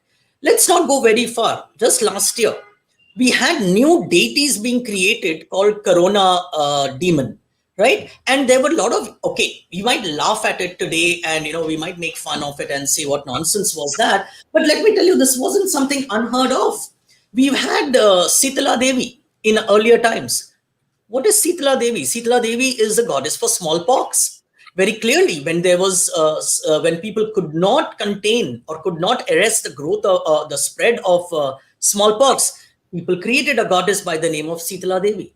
So that's how times make certain gods and times eliminate certain god. We don't focus on Sitala Devi anymore. If your child has got smallpox, you're not going to take the child to the Sitala Devi mandir, which earlier used to happen. You'll take him or her to the doctor. So the need for a goddess is no more wanted, and Sitala Devi is not an important goddess today. So gods and goddesses and myths and events focused on myth keep on getting created. They have a shelf life. They will live up to a point. They will go. 1975 saw the creation of a goddess by the name of Santoshi Mata. And that entire cult of Santoshi Mata, despite having no reference to any scriptures, it was like wildfire. The entire North India was in the throes of the whole rituals and fasting and everything of Santoshi Mata. It lasted for a decade and a half, probably. Do we do any more Sola Shukravar ka Vrat, or do we do any more of Santoshi Mata Vrat? No. It came for a purpose, probably. I don't know what the purpose was. It came with a purpose. Shelf life over. We moved on. New gods get created. New events come in people's mind, and people move on. And that's exactly how you have so many gods for coming at different points of time, becoming important, and then losing their significance. Yeah. Okay. Well said. You see, now before we get on to discussing your work in particular, the last one, you see, you teach comparative mythology in the University of Mumbai. Can you throw some light on this issue, please? Right. What is comparative mythology? The subject of comparative mythology is the subject which kind of compares mythologies of different cultures, all the cultures, not just the well-known like Hindu, Greek, and Egyptian, even lesser-known cultures like the North American, the Aztecs, the Mayans, the Scandinavians. And through the study, what we try to bring out is that there is a similarity amongst the cultures of the world, amongst humanity per se. And that is why we find a commonality amongst all the myths that we generally read. So there are similar gods, there are similar events, there are similar incidents. For example, the concern of where did I come from? What is this world around me? The universe, the plants, the nature. That must have concerned everybody, not just Indians, not just Greeks, not just the Mesopotamians, not just the Chinese, not just the Aztecs and the Mayans, just about everybody. And that is why across the world, we have something called creation myths. And creation myth focuses on creation of the world, the nature, natural aspects, the sun, the moon, mountains, rivers, etc. So similarly, there are different genres or different types of myths which we find across culture. And the study of comparative mythology is trying to see a kind of a commonality across cultures of the world, any cultures. That's nice. Thank you, Karsh. Now we'll get on with the specifics on the works that you've done and or what is in the pipeline. Could you briefly tell our audience about your 3 books, the Shakutala, Right. Woman Wrong, Satyavati, and Kanaki's Anklet? And in all this, there is a distinct choice of characters and women. You see, any particular reason? Okay, sure. So my first book is Shakutala, the Woman Wronged. And, when I started working and when I was discussing with people, a lot of people would, if I asked them, who's the creator of Shakuntala, and obviously 99 out of 100 would tell me, well, Shakuntala was created by Kalidas. Because everybody's read Abhigyan Shakuntalam, which is a lovely dance drama where we have a sad Shakuntala, whose husband has forgotten because of the curse of a sage. But when I did my research and when I read a paper by an eminent scholar, I realized that Shakuntala was not the creation of Kalidas. Shakuntala was the first strong woman character of Mahabharata. Now, Mahabharata has, if you see all the women characters of Mahabharata, are very strong individuals. They are not damsels in distress. They are not sorry figures of women who have a very sad way of looking things. They were strong. And Shakuntala was an extremely strong individual and a fiery woman. When I read that and I read the entire story, I realized that it's such a beautiful story. And unfortunately, majority, even students of mythology, did not know this. So I rewrote the story of Shakuntala as seen by Vyas, not as seen by Kalidas. Everybody knows about Abhigyan Shakuntalam as seen by Kalidas. So my approach to the story was that here is a very, very beautiful, strong individual character who has got eclipsed by Kalidas's Shakuntala. So the first book that I wrote was bringing out Vyasa's Shakuntala, and that's what is my first book. The second book I wrote is Satyavati, and when you see, unfortunately, a lot of people see Mahabharata than read Mahabharata these days. And when you see Mahabharata, you'll find Satyavati just, having no major role. She's just a widow in a white dress, on the sides of the screen, if I can use the word, giving a feeling that she had no role. But when you read Mahabharata very strongly and between the lines, you realize that Satyavati was an extremely smart, intelligent, wronged, but very smart and intelligent woman who never came in the forefront, but really called the shots from behind. And I wanted to tell that story of how this woman changed the course of Mahabharata, changed the course of narrative without anybody even realizing it, that she had such a strong, vengeful objective, which is so beautifully hidden, unfortunately, or maybe purposefully hidden. So that's the story I wanted to tell of Satyavati, and that's what my book is all about how Satyavati looks at things. And finally, I came across a brilliant Tamil epic by the name of Shilapatikaram. Shilapatikaram is a Tamil epic written by a Jain monk and about the worldly life of Kannaki.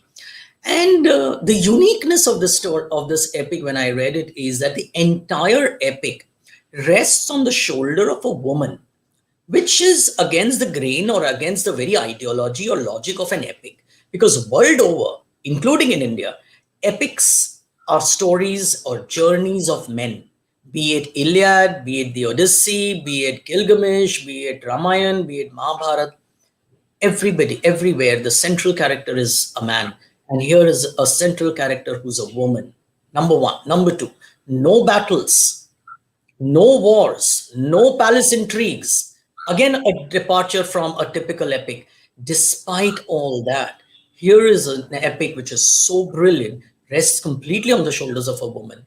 And I thought that, except for Tamil Nadu and parts of Kerala, where Kannaki is worshipped in different forms, not many people knew this story. And that's why I thought that I had to tell the story, which is such a brilliant epic, not known to our own countrymen. And that's why I kind of translated that in English in an easy manner, easy prose manner, so that people get to know about it. And that's what is Kannaki's anklet. So these are my three books. Coming to your second question is that why, why women characters? Wherever I teach mythology or wherever I come across or give my talks and lectures, I've noticed that 75% of the audience are women. And despite their interest, there aren't any female heroes in mythology. Isn't that odd? When mythology is for everybody, but the stories told are always of men, are we to believe that in the ancient times there were no strong women characters? Or are we making the classic mistake of comparing men and women on the same platform. If a man is brave because he kills a dragon or because he kills a demon, does a woman have to be brave by killing exactly a demon or a dragon? Now, with this kind of a background, there is no level playing. A woman's bravery or strength doesn't necessarily have to be physical. She doesn't have to kill a demon to show her strength. She doesn't have to fight wars to show that she's equally brave. The strength of a woman does not have to be physical. And probably none of these characters that I'm talking about, or the ones that I've written about, are strong. They did not fight battles. They stood their own ground. But the strength of their character, the strength of the personality was so strong that you could write an epic just around them. Shakuntala's fiery speech at the court of Hastinapur to King Dushyant is unbelievably strong, written by Vyas way back then. Here is a woman, a single woman who's been made fun of, ridiculed, insulted in a court. She stands there and she blasts. And look at the ideas that come out from her. Unbelievable. And I think these kind of stories need to be told. We're living at a time when our girls don't have ideals, don't have heroes. Who do they look up to? There aren't any ideals. Mythology has heroes. These are very, very brilliant individuals, strong characters who've gone against the flow, who've gone against the society and made a mark. I think these kind of stories need to be told. And that's why I identified these characters to tell these stories. And I really appreciate the way a lot of my audience have even taken it. Yeah. You see, Shakuntala, Ved Vyasa's Shakuntala is shown to be more demonstrative. And whereas Satyavati and Kannagi their strength lies in their patience, in their tolerance, and in their focus to carry on and, try and defeat the people who have kind of harmed them or done or gone against them in that manner. I think that's a good portrayal of strength. Absolutely. It's wonderfully done. In fact, Beautiful. I read your blog, and you seem to be sold to the idea of women empowerment and changing their thought process, and the government and the administration also focusing on their safety and upbringing into at True. level par ground. I think that's a wonderful job that you're doing. And Thank you. Satyavati, like you said, was a relatively obscure character, and did not deserve a novel wherein you have written, and it is kind of a bestseller, and it has been the storytelling has been excellent. And do you want to give some insight into Satyavati's one or two episodes? Sure.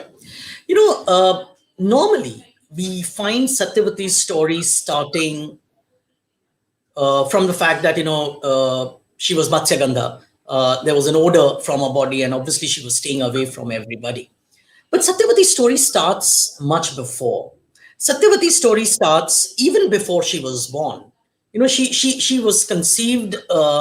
She had a twin brother, and both of them were conceived together. So there's a background story of how her mother was violated, and and she got conceived. And when she was born, when her grandfather took two babies to the king, who had violated the mother, the king selected the boy and did not take the girl. Now from there starts the story, that right from the birth, the father never accepted the daughter, but accepted the son. They were twins. So logically, if the king can accept the son, why can't the king accept the daughter? So there is something that works in the girl's mind right from then. And then she knows the story of her mother, how the mother had been violated, so on and so forth. Then she stays away from the society because, she smells and there's an odor from her body. So she stays away from people. And that's when she gets violated by a sage in the boat, in the middle of the boat, in the middle of the river, in the middle of nowhere.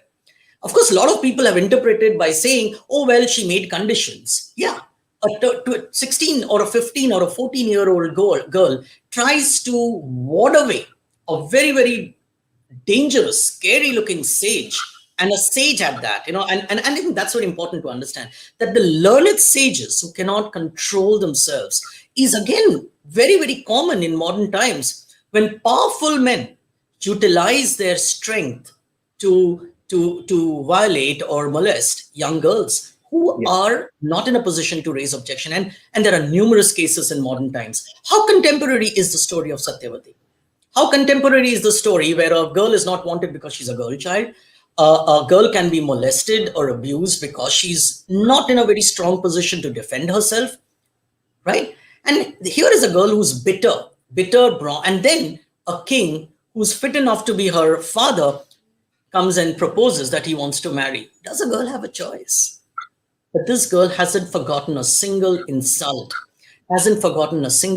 heaped on her mother, on herself, and she avenges her insult with the entire father figures of the society, not just a father, the entire father figures of the society, be it the sage, be it the king.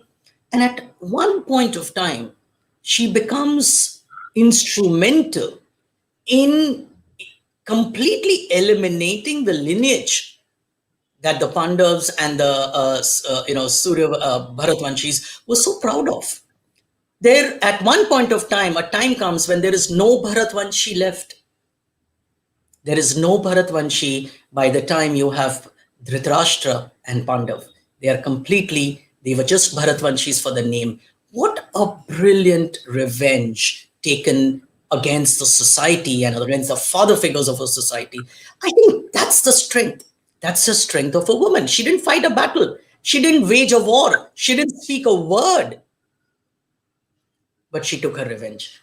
This is a story which I think is something to be seen. And in Mahabharata, just about everything goes, right? Everything works. And here is a beautiful story, which I think needs to be brought out. That kind of individualism, that kind of vengeance that she bore in her and took it out without anybody knowing. And the great Bhishma, till Satyavati was alive, could not do anything without the permission of Satyavati.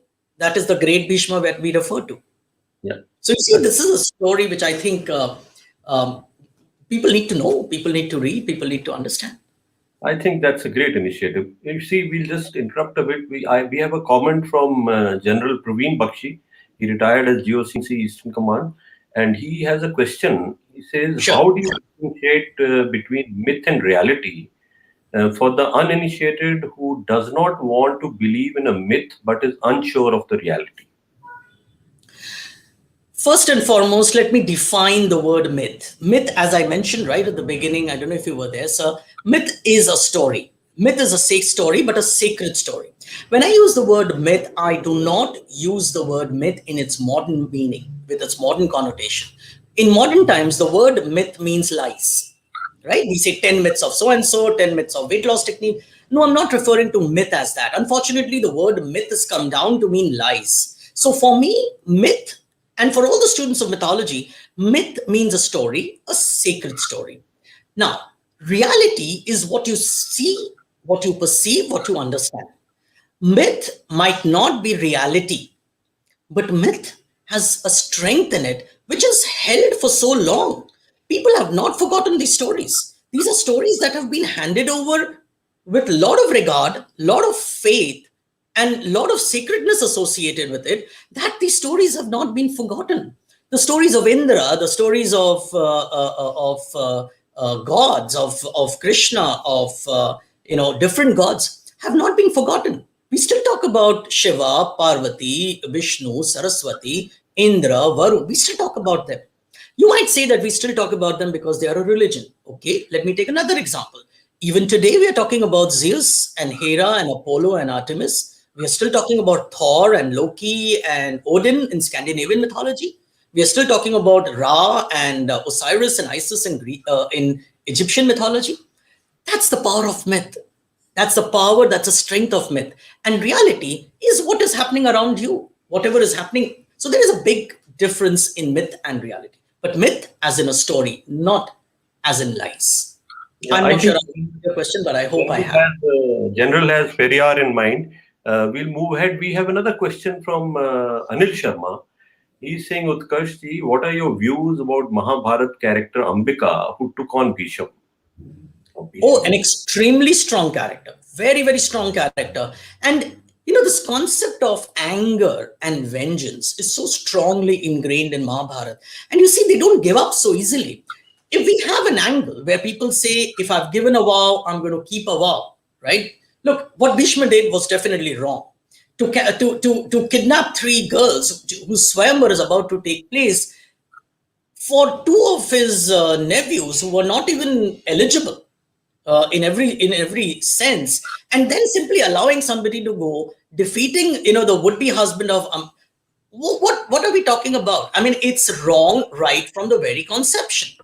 And then when she is neglected both by her lover who felt defeated and cheated, and out here nobody to get married, what does she do? So she goes to different corners. She approaches all the Parshuram and just about everybody. When she fails, she says, fine, I'll avenge it. And she does. Avenge she does. I think the strength of anger and avenging is very strong in the story of Mahabharata. And I think she does a fabulous job. I mean, fiery character, that's the beauty of Mahabharata. In Mahabharata, the women are so strong. They're so instrumental. They're not just docile characters. Of course, they are wronged at times. I'm not disputing that part. But even then, they show their rage. They show their brilliance once in a while. I think not many to Ved Vyas. Thank you. Thanks, Ved Vyas. Now, your latest book, Kanika's Anklet, is a kind of a departure from both Shakutala and Satyavati. You did speak about this thing a little while back. But why was this departure from your set piece previous 2 novels? I was looking at when I read Shilabati Karam, and I realized that, as I said, the first and foremost is that I had yet to come across any other epic where from starting till the end, the story rests on the shoulder of a woman. That's a unique. We don't have any epics in the world that at least I know of, be it Gilgamesh, Iliad, Odyssey, Ramayana, Mahabharata. It's all resting on the shoulders of men. And here is a woman who carries it. Again, no miracles, no wars, no palace intrigues. Common man's story, common woman's story with common issues, extramarital affairs, blowing up of money, so on and so forth. Very common. Here is a woman who is an ordinary woman from a small place. And when she learns about what happens to her husband, and again, she takes her husband back who had left her. But, it's such a parivarik story, if I can say, that if a man falters or if a woman falters, it's okay to take your husband back. If he's come back, bolte na Hindi mein, bhula hua agar sham ko ghar aa jata hai, to usko bhula nahi kehte. And that has been so beautifully explained in Kannagi's Anklet. She takes everything as long as it was a family member. But when the king errs, when the king makes a mistake, it's such a strong message that kings who dispense justice cannot afford to make a mistake even for a moment. And if they do, there's a very, very heavy price to be paid. I think this whole sentiment of our leaders, of the people in authority or people in power, getting away with mistakes or errors or not accepting it, didn't work in our olden times. And the king gave up his life. See, look at the strength of character, that when the king realizes that he's made a mistake, he's erred, he gives up his life. But the mistakes of a king, the mistakes of a region has to be paid by everybody, and the whole of Madurai is burned in the ire of this woman.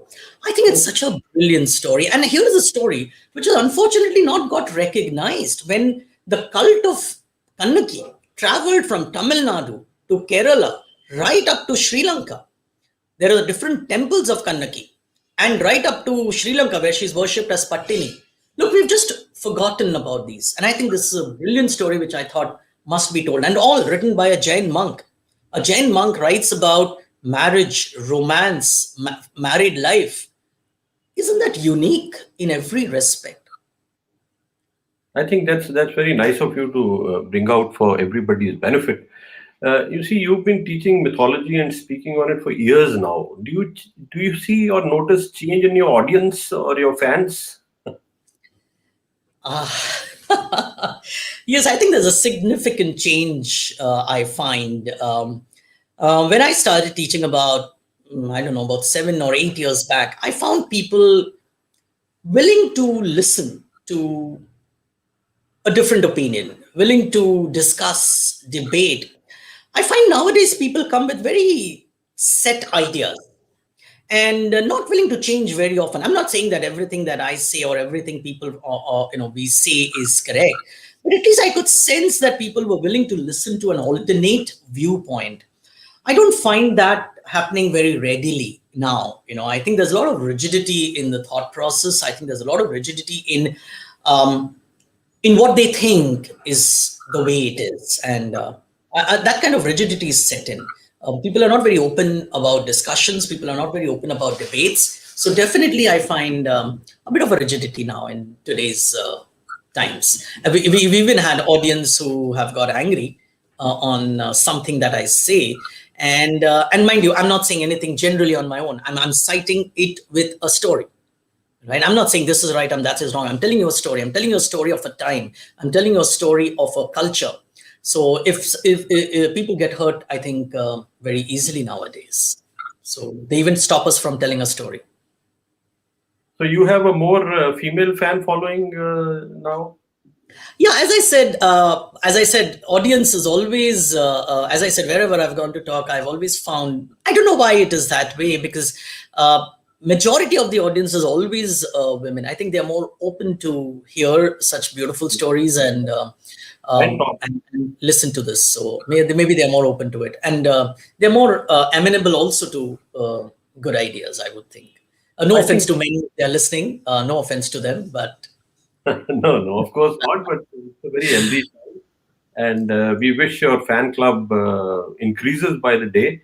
And by the time your fourth book comes and thereafter, and okay. Now, why is there a need to have a relook at these stories? Are these just stories for you, or is there anything, it has a deeper meaning in the stories that you tell? no, these stories have a deeper meaning, and I want my whole objective is I want people to understand. I want people to take it the way it is, not just take it selectively. If there is something good about our stories, yes, we must talk about it. But if there's something not good, which probably reflects on the times and of the culture, let's accept it. Let's not shy away from it. Let's not push it under the carpet. Let's not always say that everything that we had was great. It's a culture. No culture exists with all positives at any point of time. Even today, if you look around, I'm sure there are certain things that are happening which you will not agree with, right? So every time in every stage of life, there have been aspects which are not acceptable or which could have been wrong. Can we just eliminate that and say, okay, Sone ki Chidiya, we were a great nation. Yes, we were a great nation. I'm not even doubting that. But in this greatness, there are certain shades of darkness which you will have to accept. So I would want the people to know their stories, know the culture, know the differences as it is. Also, I feel it's time, and there is the way new concept is to revision mythology. We call it revisioning of mythology because I think what is important is to see the myths in a new way, to open up a new avenue. Like, for example, we've always seen it from the eyes of patriarchy, right? Our myths have always been very, very patriarchal in their approach. And probably in that way, through the lens of patriarchy, we might have missed certain stories. We might have missed certain characters. And by repeating something again and again and again, we might have perpetuated a probably different thinking, which can be regressive. And it is that we need to relook at it, bring out the nuances, bring out the just give me a minute if you don't mind.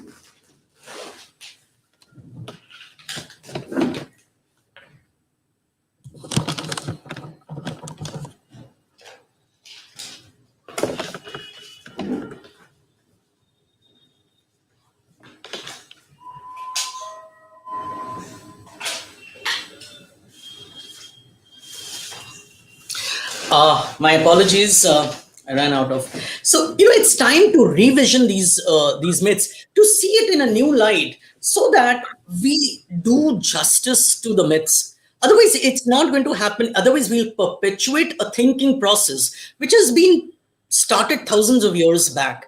It's time to relook at it. It's time to re-understand it through a new prism and see. Let's take what is good and let's accept if there was something negative or in our aspect. We have all known that we had sati. We had all known that child marriage, widow marriage was not there.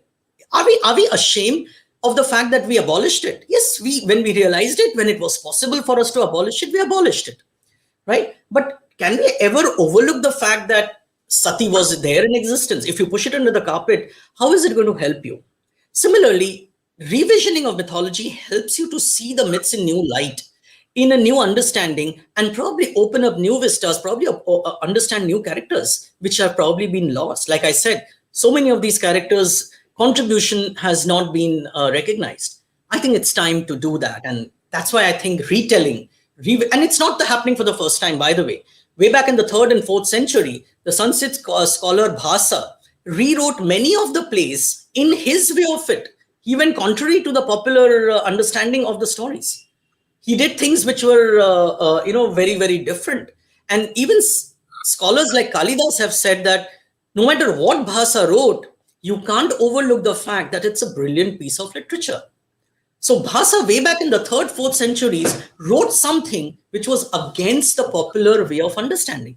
So revisioning is actually not a new thing. It's not that somebody is doing for the first time. It's been there in existence from time immemorial. But it's time we did that, is what I feel. That's right. You see, now we've had a very engaging conversation with you, Utkash. I must tell you that you are here because of your talent and your intelligence, and I am here because of my ex-job, that is to enforce discipline of time. And we are now almost reaching our 45 minutes of designated time. But before we end, I want to ask you, where to from here for you? I'm told you are busy penning your 4th book, is almost in completion stage, and it's going to come out in September. Would you like to throw a little bit? I know you would like to retain the suspense, but your line of thinking, because it's interesting, reading your storytelling and listening to you, of course. Could you tell our audience something about your next work and thereafter? So my next book is a departure from what I have done earlier. This time I'm not talking about a strong female character. I'm talking about a much wronged god for a change, and that is Indra. If you see Lord Indra, he's somebody who's all over Rigved. In the Rigvedic times, there's so much of praise of Lord Indra. There are more than 220 odd shlokas just dedicated to Lord Indra. And by the time we come to Purans, by the time we come to Krishna, by the time we come to Vishnu, we find that Indra has been made into such a caricature, such a sorry figure, such an insecure figure. And there is a theory that we have in mythology, and that is what we call the rise and fall of gods. Gods come and go, which we discussed right at the beginning, based on man's needs. What happened to Indra? Why is this man, who was a brave warrior, who fought battles and, he's done some great tasks, why was he relegated to such a sorry caricature? So my book talks about the journey, the rise and fall of Indra too, and it also explains through the medium of storytelling as to what happens to certain gods. Why are they forgotten? Why are they left in the backbench? And why are they made into such sorry characters? And that's my 4th book. Where do I go from here? Well, I think I have lots of stories within me, which I need lots, decades and decades of life to tell all these stories. But more important than that, to tell the story is not just to tell the story. I don't just tell a story. I try to bring out an element of mythology, which I think is very, very important. And I also want to ensure, I also want that more and more people know about this brilliant cachet of work that is there with us and see them in the right light, not just to talk about them as religious texts and scriptures, we need to see them in the most secular way, in the most studious and the academic manner, as we should, to do justice to the subject of mythology. And I think it's a vast subject. One needs many, many lives to really reach a level where I can say, okay, now I know something. So I'm reading as much as I can, as if there's no tomorrow. So I have so much to say and so much to do, and miles to go before, as I say this. Yeah, of course. And I really look forward to coming and attending one of your classes in the University of Mumbai, listening to Sure. comparative mythology. Only once Maharashtra is slightly safer than what it is today, and Yes. but I hope it's going to be soon all over. And we really look forward to meeting you. And thank you very much. It's been very engaging conversation. It's a subject which is very mystifying, and a lot of people, a lot of air has been cleared, and you earned a lot of fans. In addition to female fans, you have one fan in me, who's all your works, and thank you very much. And Thank you. My pleasure, Colonel Avnish. It was great speaking to you, and thank you, Chandigarh Literary Society, for inviting me and to speak here. Thank you very much, Colonel Avnish. Nice knowing you too. Same here. And over to you, Ritu. Thank you, sirs, for that absolutely wonderful session. The marriage of fact, fiction, and myth that is somewhere in between. It was really engaging. It was a very engaging session, and thank you, Utkash sir, for shedding so much light on the issues and things that so many of us simply take for granted. From myth, we go on to more stories. Today being World Storytelling Day, we thought it would be very nice to have in our midst a storyteller. An unusual path to choose as a life choice, if I may use that word. I have in conversation with me today Surbhi Sarna. Surbhi wanted to be a scientist, but realized that, that's not where my heart lies. Like me, she says that she is constantly looking to be in touch with the child within. And her way of doing that was by telling stories. Good evening, Surbhi. Thank you for being with us today.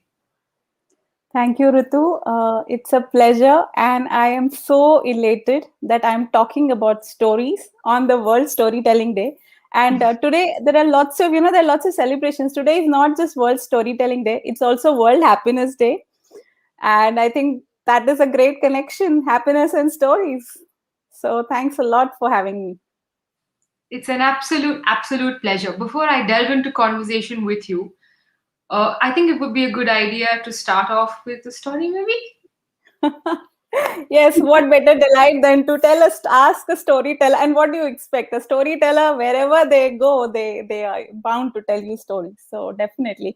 I have a very wonderful story. And after listening to the story, you'll probably realize that why I chose this story for today. So here we go.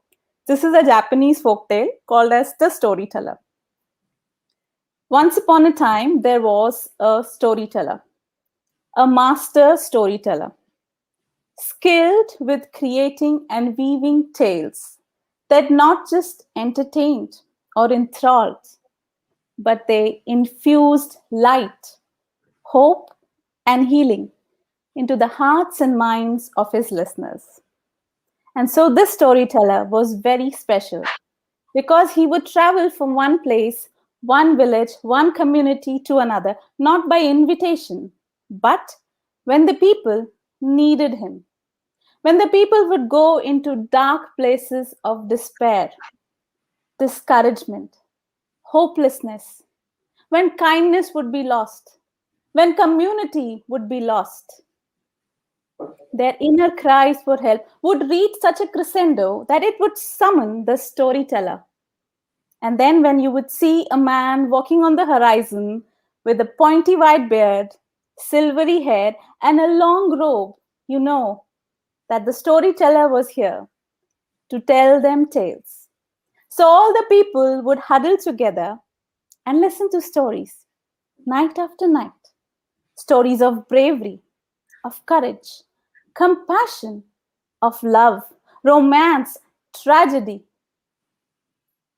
Bit by bit, the story medicine would work its magic, and the people would regain life. Their hearts would start beating, their eyes would start twinkling, their faces would once again cheer up with smiles. And then the storyteller would see that his work was over. The story medicine had done its work. The parched hearts of his listeners were no longer barren, but they were filled with life and inspiration. And then he would walk to the next village, to the next community. Now, one time it happened that he was going from one village to another. He was transitioning, and it was night. The sun had fallen, and there was no moon. It was a moonless night, a very dark night. The storyteller could not see his way ahead because it was dark all around. He did not know whether to go forward or backward, towards the left or the right. In the distance, he saw a tiny shimmering, perhaps a light, perhaps somebody lived there. Most likely a monastery, thought the storyteller.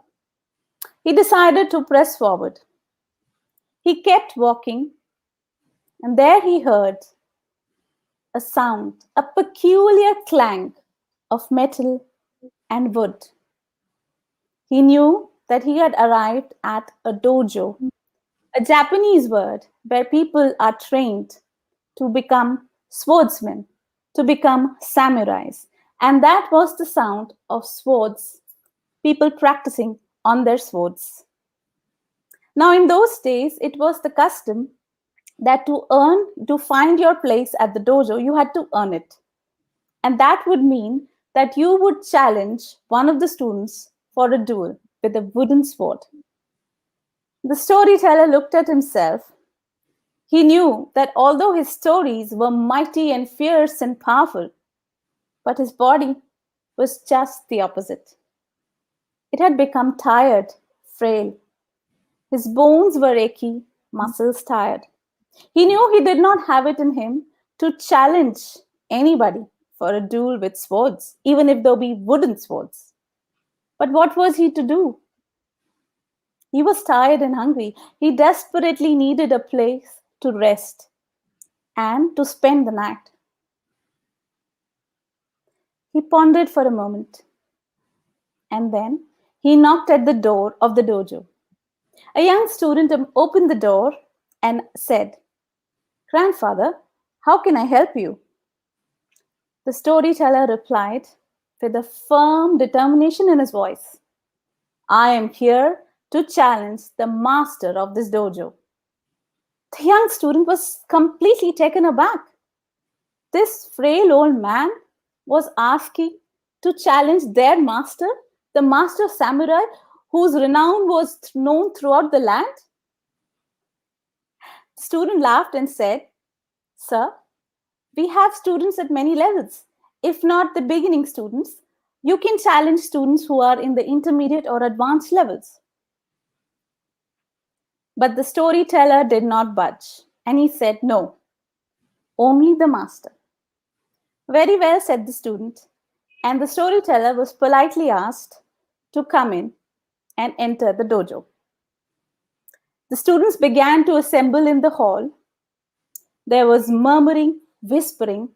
The entire hall was abuzz with excitement, curiosity, and also people were terrified at the strange spectacle that was about to unfold. Because to challenge the master meant that you fought not with wooden swords, but with the actual steel swords called katana in Japanese. And that surely meant the death of the storyteller. Because on the one side was the master samurai, and on the other was this frail old man. Word was sent to the samurai. He got ready, he took his katana in his robe, and walked with nimble steps towards the middle of the hall. His face was unfathomable. Only you could see a steely resolve in his eyes. Perhaps that steely resolve that helped him to win every battle. But what about his emotions? What was he thinking? Was there pride? Was there amusement at this strange duel? Or was there worry for the fate of the storyteller? We could not know.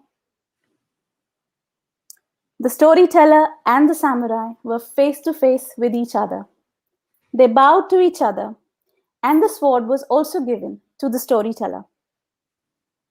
On the one side was the storyteller, a winner of hearts through his stories and words.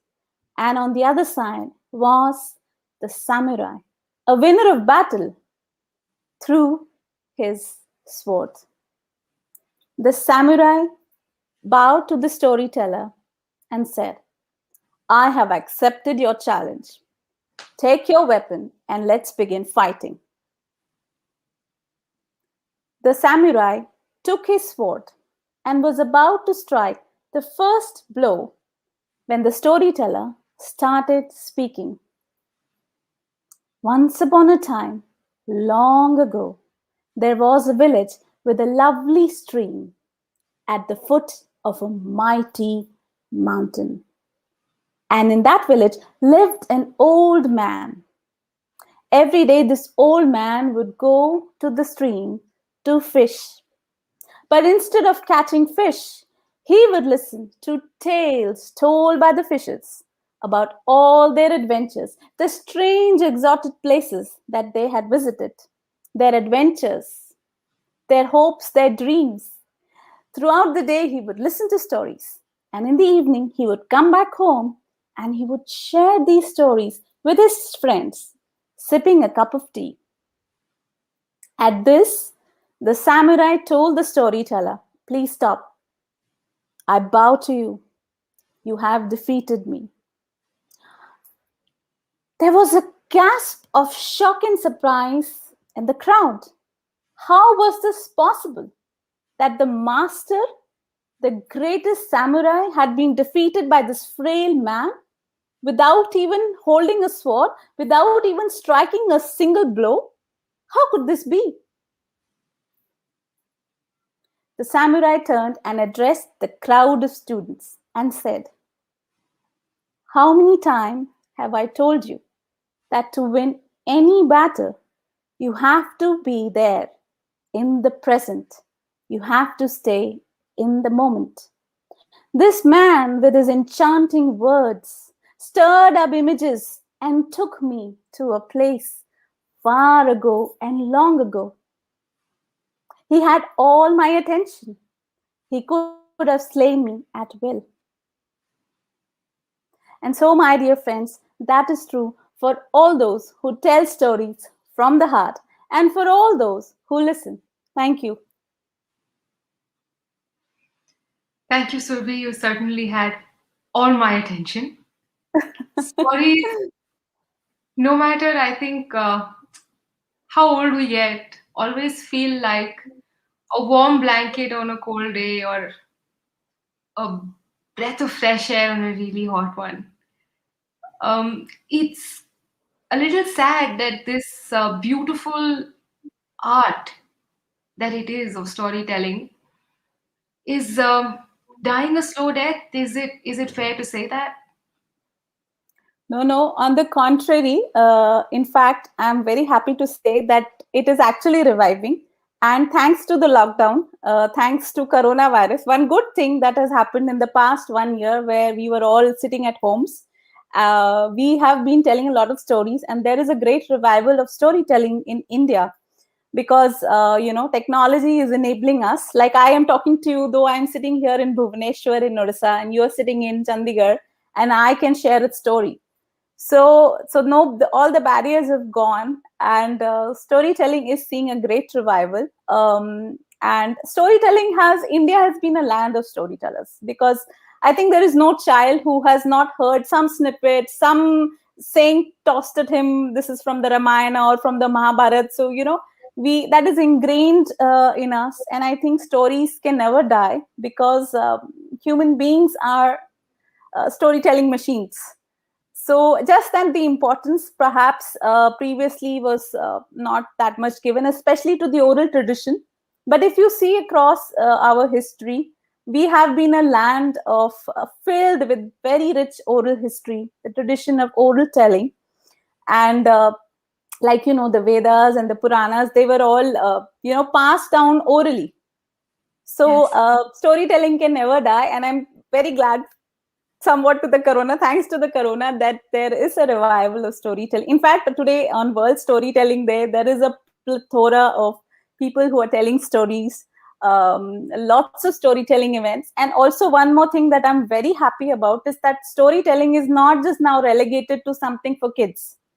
A lot of people, a lot of adults are now resonating with the idea of listening to stories, telling stories. And I think that's how stories probably originated in the first place, because when people were huddled together in the dark and they had nothing to do, they told stories to each other. And the corona time, we lost that community, that sense of community, because we were also isolated in a way in our homes. And storytelling really picked up. So I think it's a great time for storytelling.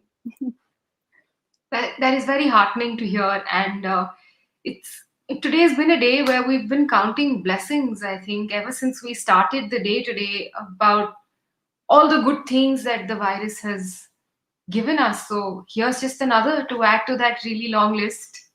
And I think it does take someone who likes putting a positive spin on things, like a storyteller, to be able to find the silver lining in a dark cloud.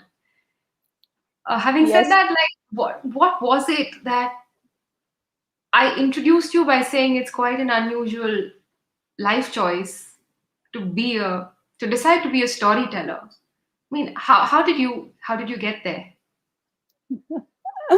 Well, that's a long story, and honestly, I didn't know at all. I didn't have any inkling that one day I'll be sitting and telling stories, and I'll find so much joy in doing that. This is something that it's a gradual process that happened to me. I began out very honestly with that very typical race of doctor and engineer.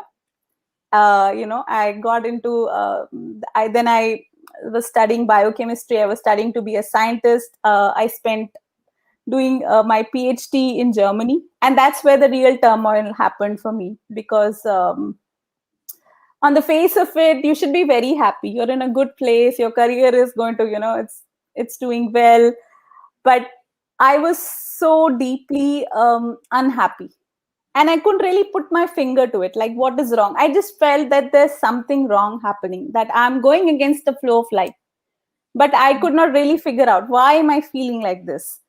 And but the turmoil, my heart kept saying that, no, this is not what you want to do. This is not what you want to do. This is not something that you want to do for the rest of your life. And I think probably being in Europe, being in Germany with no sunlight for 5-6 months added to my woes. And that's where this, a lot of soul searching happened, that what do I want? What do I want from life? And what do I want to do? So that set me off on this journey. I quit my PhD, though that was something probably no person would advise to do, and I wouldn't advise anybody to do that. But I think I reached such a point that I had to listen to my heart.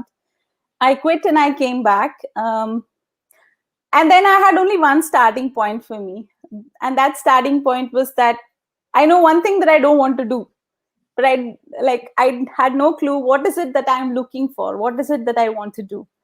So I started trying different things, whatever appealed to me, or pursuing my interest. I didn't really have a passion as such, like people say, follow your passion. I said, I don't know what is my passion, what do I want to do. I just kept trying things, and one day, I don't know why, I wrote a children's story. I enjoyed doing it, and it came out well. The few friends that I had sent it, they appreciated the story. And then I wrote a few more. And then I realized that it's me, that inner child that's coming out on those pages, in those characters, in those stories. And so I could sense that joy within me. It's coming from expressing who I am. So that's where it started. I started writing stories for children. Then I started reading a lots of children's books, picture books especially. And if you ever come to my home, 85% of the books in my home are all children's picture books, which though they have a range of 4 to 8 year old, but I think I'm in that category. So I read a lot of books, started reading books. Then I started doing a lot of read alouds. For a long time, I was doing a lot of read alouds with kids. And to be very honest, I was, I felt very afraid of being a proper performance storyteller. I was hiding behind a book because, when you are telling a story, you are like so vulnerable. You're naked. Yeah. And you go and perform. So for a longest possible time, I was just like, no. I am good with just reading aloud, lovely pictures, lovely stories from picture books. But then one day, a school invited me to do a storytelling. And I thought, okay, now I've got to tell a story. I can't probably use a picture book and do a read aloud in front of 100 kids. I need to, tell stories.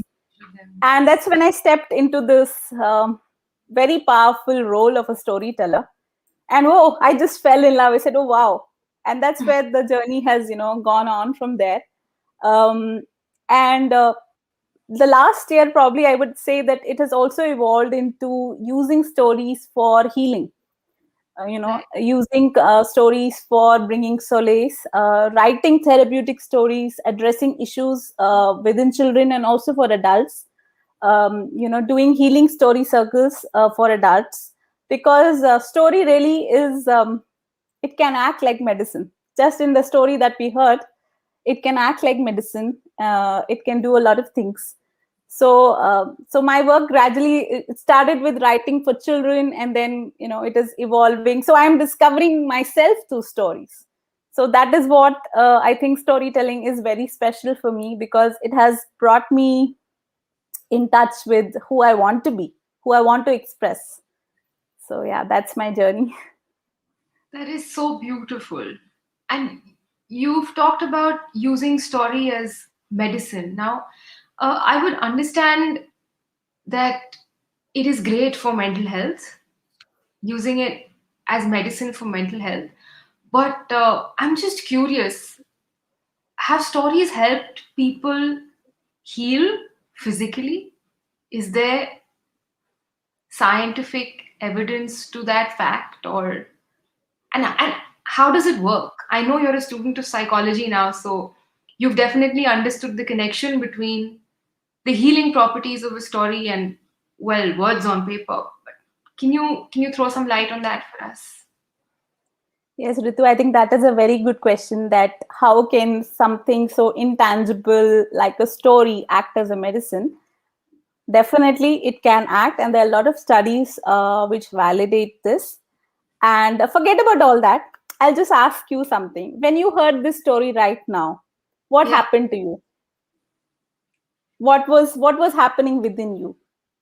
I think I went back to being a child. I felt like I'm in a very safe place. The responsibility of adulthood and all the sort of walls that you are forced to put up to shut out certain things, or vulnerabilities, inhibitions that you may have had as a child, which were okay to have because you're a child, which, well, as an adult, you're not allowed to have in the world. Those walls suddenly seemed to just fall, and there was pretty much nothing left. Like you said, when you're telling a story, you're vulnerable, but I think when you're listening to it, you're just as vulnerable. That is exactly how I felt. Yes. So see, in your response itself, you can see the therapeutic part of it. First of all, it triggers certain memories in you, memories of childhood, and what you're associating. You have association of childhood with safety, with love, with nourishment. So, those neurons got activated in your brain. And secondly, the boundaries, or I should say the barriers, they fell off. And that is so important. When we have to access something within ourselves, when we want something to be cathartic, we want those barriers to go so that we access that deep within us. We access those parts of us that we don't want to face. And the beauty of a story is, like you said, you felt very safe.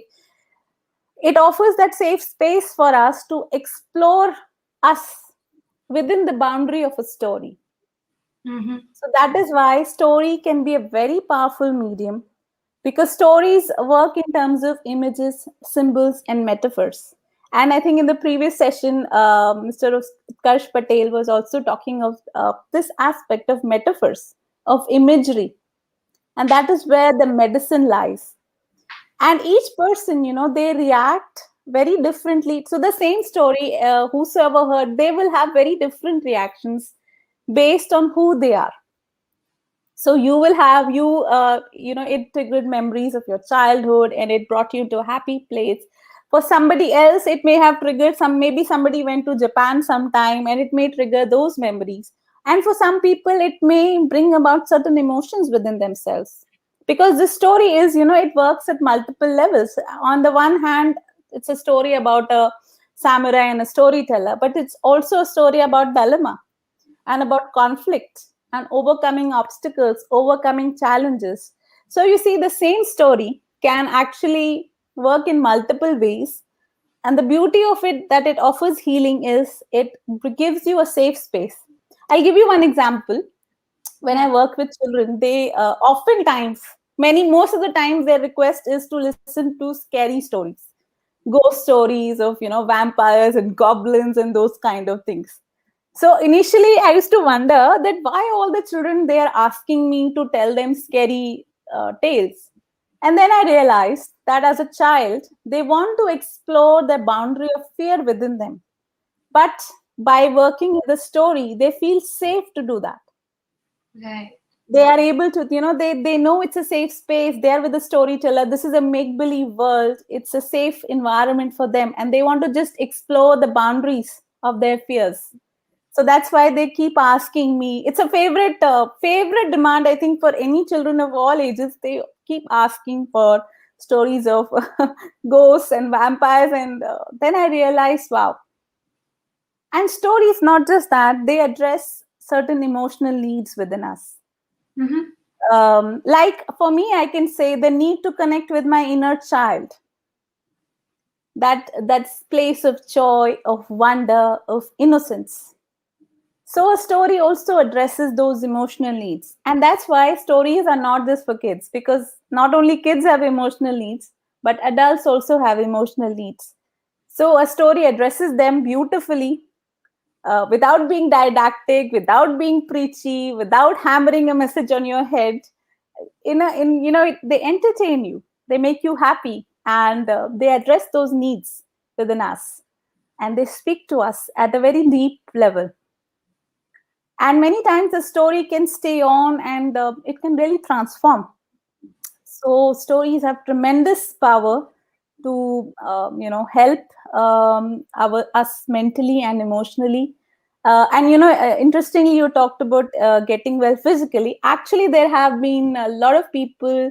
You can write healing stories. You can frame your life story and write a healing story. You can reframe your life in the form of a story, and that has helped people to even overcome challenges like cancer. Wow. They continue with their therapies and all, but you see, when you're fighting a disease, there is not just a physical aspect to it. There is a mental and an emotional aspect, and you need a lot of resilience. You need that mental well-being to overcome Yes. disease. Yes. So stories have a lot of power, and that's why I keep saying story is medicine. Story is joy. Story is what is the world is, and we human beings are all storytellers. That is so beautifully put. Uh, we've always heard of the power of words. It's something that I have also always believed in. But to have the words told to you, I think it enhances that power to a level where it's harnessing. I don't even know how to put this, but it's bringing out the very best that a particular word can carry. And it's pretty amazing that if you think about it, we are capable of just healing ourselves with maybe our own words, which is quite a magical place to be in. Yes, And absolutely. Sorry, you were saying Yes, something. yes, Ritu. Just adding on to what you were saying, that the healing power of story, and see, we always, if you go back to any event, we don't actually we frame it in terms of a story, as in we always keep forming meaning out of it. Yes. Every event in our life, we ascribe a meaning to it, and that's why we know there is a very famous saying: we are all the stories we tell ourselves. So, what kind of stories are you telling yourself? Are they positive, life affirming stories, or are they negative stories that drain your energies, that drain that life force within you? And you very rightly said that it's the healer is within you. So, the storyteller within you can awaken that healer within you. And words, you can very well see the effect of words and the emotions. On a child, if you scream and shout at a child every day, or you say you're good for nothing, you'll not amount to anything, what do you think the child will turn out to be? You are constantly telling a story, a negative story to him, and the child will believe it. So similarly, we have these patterns within us, these stories that we day in and day out we are repeating to ourselves. Some of them can be very good, and some of them can be very negative. And so the idea is that you change, and that is the beauty of allowed nowadays. We have narrative therapy also, which believes in this, that you can reframe your life story. You're the expert of your life, you're the hero of your life story, and you can reframe it. Whatever meanings you're making out of your incidents or the events in your life, you can change it, and you can empower yourself through the narratives that you're building within yourself. So, Can you, yeah. sorry to cut you there, but I'm very curious. Can you give us a couple of tips on how to do that? Because it is something that I'm sure is not very difficult to do, but a lot of us don't know how to make that, to turn that switch on or off. What is a trigger? What are a couple of ways to make that happen? So, two, three things that I can suggest is, one is, of course, like, for example, you heard a story or Mm-hmm. any artistic thing so just journal your thoughts. If some story appeals to you very strongly, that means it has resonated at some level within you. So just journal your thoughts, that what is it that you liked, what is it, or if something is making you uncomfortable, and just journal it without any censoring or filtering. Write down your thoughts, introspect, reflect. We, in our healing stories, Agar, that's what we do. We reflect on the stories that sometimes for a person, some image may hold out very strongly and it speaks to you, or certain emotions. So journaling is one very great thing that you can do to understand your patterns. The other is journaling in general. It need not be that you have to listen to a story. Just journal your thoughts. Watch yourself, how you're talking to yourself. And that's where you identify your patterns. Are you holding self-limiting patterns? Self-limiting beliefs are there. We all carry them. It's not that, it's there in every person. It's there in every, some are culturally ingrained, in the culture, in the community, and very dispassionately, if we analyze and if we introspect, once we identify, then the work becomes easier. You can reframe it, you know. And yes, I think journaling is very good, very, very useful.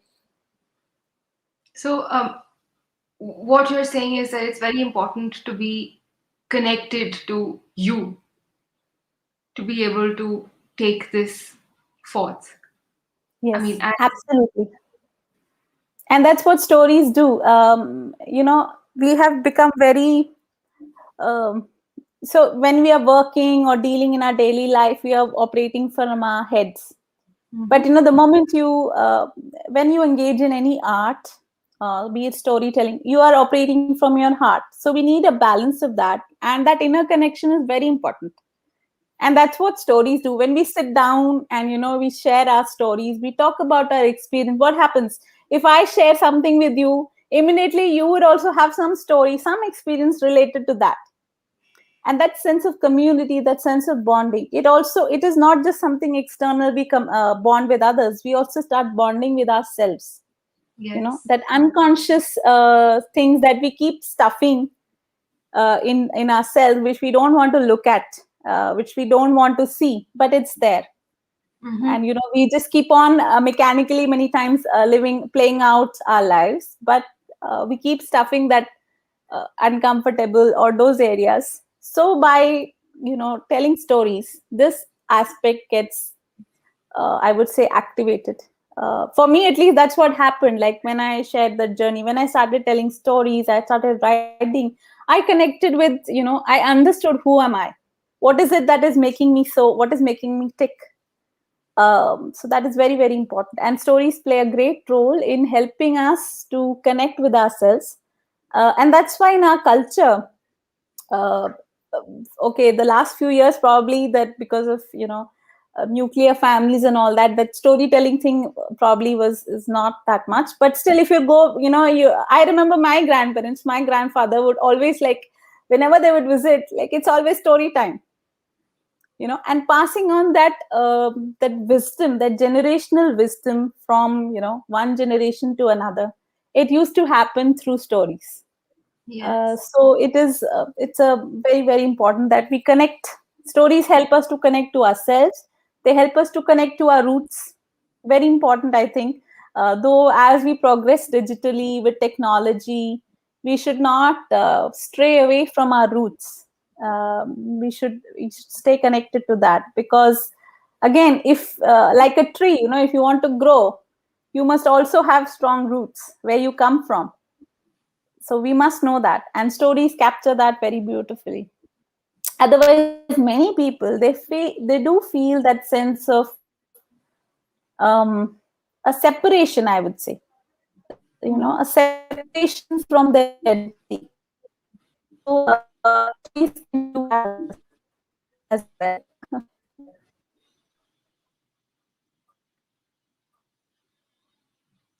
Sylvie, I'm losing your voice. I'm sorry.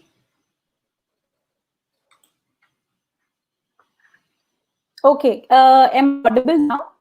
Hi, you're back. Yes. Sorry about that. I lost you when you said we feel Okay, a okay. disconnect from our older generation when we don't have stories that are told to us. Speaking Yes. of older generations and stories, there are certain stories that certain parts of their lives that my grandparents would never talk to me about, still don't talk to me about, because they feel that it's too difficult to relive them, or they're not the happiest of memories to share, right? How important is it in the healing process to talk about or share experiences as stories, experiences that were not maybe the happiest days of your life, something that was trying or just generally difficult? How important is that in the healing process as a story? I think by the very act of telling your experience, that itself is cathartic. Let me share a story about this, an Mm-hmm. anecdote.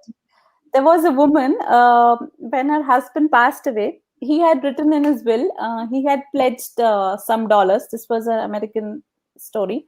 He had pledged some dollars for the woman that after my passing, please write our story and publish it as a book. Mm-hmm.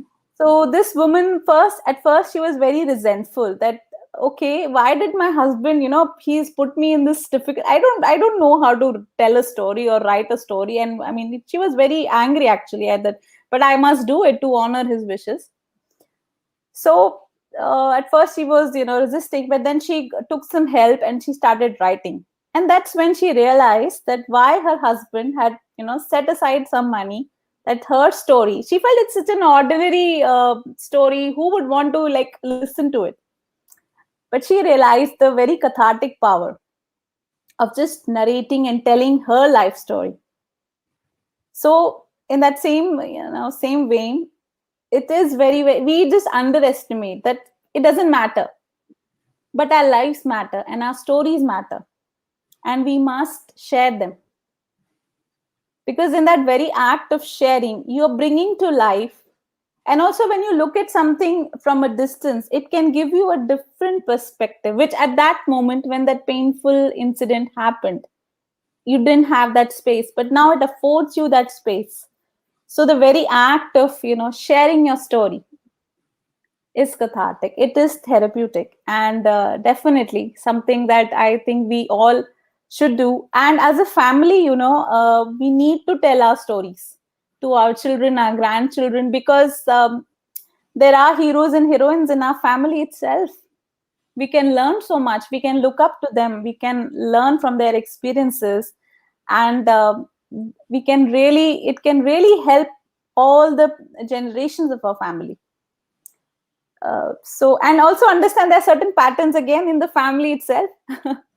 So yes, I think nobody should think that their stories are not important, or it's of no value. There's nobody who wants to listen to it. It's not like that. It's empowering yourself when you give voice to your experience, and it is empowering for others who listen to it. Thank you so much. I think one of the lessons that, one of the things I picked up when you said that we have heroes and heroines in our life, and them telling us their experiences help us understand that. I think the bigger lesson that helps us understand is that we're the heroes of our own lives too. We don't have to always look to other people. And thank you for putting it so beautifully. You matter, your stories matter, and well, we're actually all bestsellers already. Absolutely. Before signing off for this session, I would just say one line, that we are in a cosmic story, all of us. And so if we want to change anything in our lives, change the story. Step into your power and change your story. I have nothing to add to that as a finish to this session. Thank you so very much for being here. Thank you for your wisdom, and thank you for healing a little part of me today. It was so beautiful having you. Thank you so much, Sufi. Thank you, Ritu, and thank you to Chandigarh Literary Society, to all the organizers. I really enjoyed, and I hope I'll get to tell many more stories to all the viewers, all the listeners here. Thanks a lot. Thank you, everyone.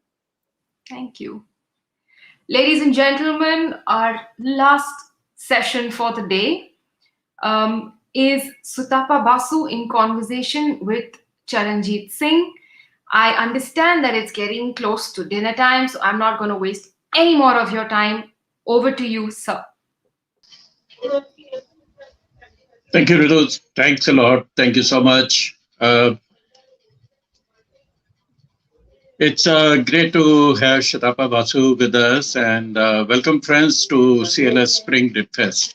I know that this is the last session of the day, and but I must assure you that this is going to be a very, very interesting session, and I'm sure you'll enjoy every bit of it because we have a great, accomplished writer and storyteller with us, Shatapa Basu.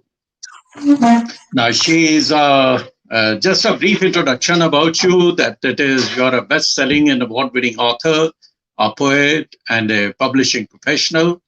Your latest book published by Readomania is The Cursed Inheritance. We'll talk about it in a little while. And this is a kind of a thriller set in Kolkata, but when I talked to you yesterday, you like to call it as a cozy mystery. And I would like to know more about it. And as a prolific writer, you, I think, has created a niche for yourself as a historic fiction writer. And I'm also quite excited to know more about the Invaders series, which you have started and has completed two of them already. One is on Genghis Khan and another one on Nader Shah. And I think two characters we have been reading in our history, but then those are the sketchy versions. And what we get to know is perhaps a very, uh, a narrow view of these invaders who came to India, and we'll like to talk about this also. Shutaba Basu has won a number of awards also. She the Best Fiction Award winner by Author was 2020, instituted by JK Papers and Times of India. In 2016, she won first prize for the Times of India Right India campaign for Amish Tripathi. Her debut novel was also a psychological thriller, Dangle, which was nominated for Anupam Kher Award for her debut novel in 2017. So it is very recently, I would say, that you came into writing. But tell me, Shadapa, how your journey started, since when you have been writing otherwise, though you got yourself published in 2017.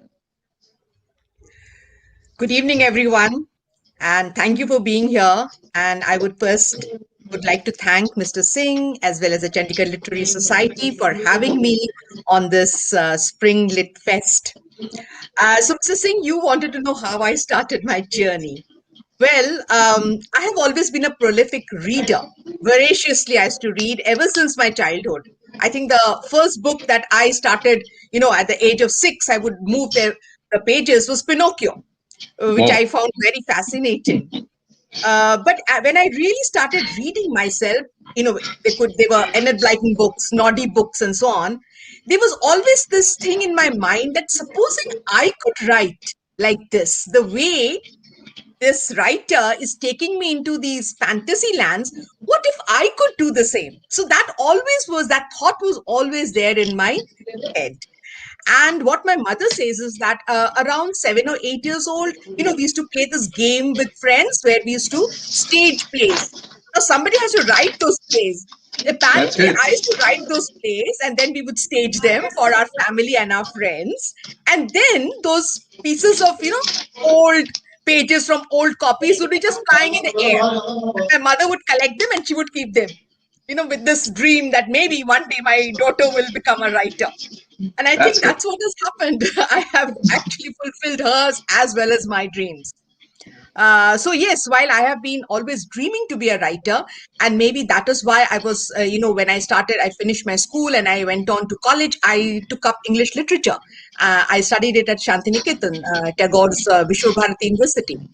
And then from then on, I went on to teaching children because I was moving from place to place and I took my love of books to children. And when those children started writing poems and started writing stories, I felt, oh my God. So that is another dream that I realized. And later on, I joined the publishing industry. So I would be designing books for school children. So there would be books with a lot of stories in them. I have designed over the last, 16 years, about 400 books for children, their content, so all that. And then it was only in 2014 that I decided that I must write. If I have to write to be published, I must do it now. So I chucked up my job, which was a really, high-flying, high-paying job, very cozy. And people told me, you're mad. But I decided to do that and become a full-time writer. But I was still, I had this doubt inside me that will people read? I want to write, but will people read what I write? And then came along Write India. So I wrote the short story for Amish Tripathi and I won the first prize. I never believed that I could win, when there were about 700, 800 submissions to this Write India contest. But that put me on the road. It told me that maybe what I write is worth reading. And that is when 2016, I came out with my psychological thriller, the debut book, which is Dangle. And then I wrote the historical fiction, of which there are 3 now, 3 fiction, out of which one is Padmavati. And then, in consecutive years, I came out with The Legend of Genghis Khan and The Curse of Nadir Shah, which are actually a part of Invader series, which means I picked up historical figures who are known in history for invading India. So there are supposed to be 3 books. So 2 have been written and the third one is on the way. And then I thought to myself, you see, there were 2 genres that I loved reading. One is a thriller and the other one is historical fiction. So I decided to divert now into a cozy mystery. And that is what I wrote when, the whole world locked down due to the Yes. pandemic. Yeah. So I decided to write this cozy mystery, and that's how the Cursed Inheritance has been launched last month. But what was the inspiration behind writing the mystery or the thrillers? What was exactly the inspiration? Any particular author you had in mind, which you had read and which inspired you? Well, there are quite a few authors, not one. There are quite a Okay. few authors. Okay. So, as far as historical fiction is concerned, there is Philippa Gregory, there is Indu Sundaresan, and there's so many more. And as far as mysteries are concerned, Agatha Christie has been my favorite Of always. course. Yes. Yes. So these are a few names that I can come up with, but then there are so many more whom I read Yeah. and I enjoyed, and they have inspired me. Coming back to your this current book, The Yes. Cursed Inheritance. Right. It tells a story of a young woman, I think, millennia of the current era, and Yes. who is visiting India for the first time. So, who was again the inspiration for this story and this particular character which you had in mind? Because somewhere or the other, the author gets to associate with some personality one has met, or maybe there are some excerpts from one's own life. So let me tell you that the character who inspired me to write The Cursed Inheritance is the mansion. Ah, So okay.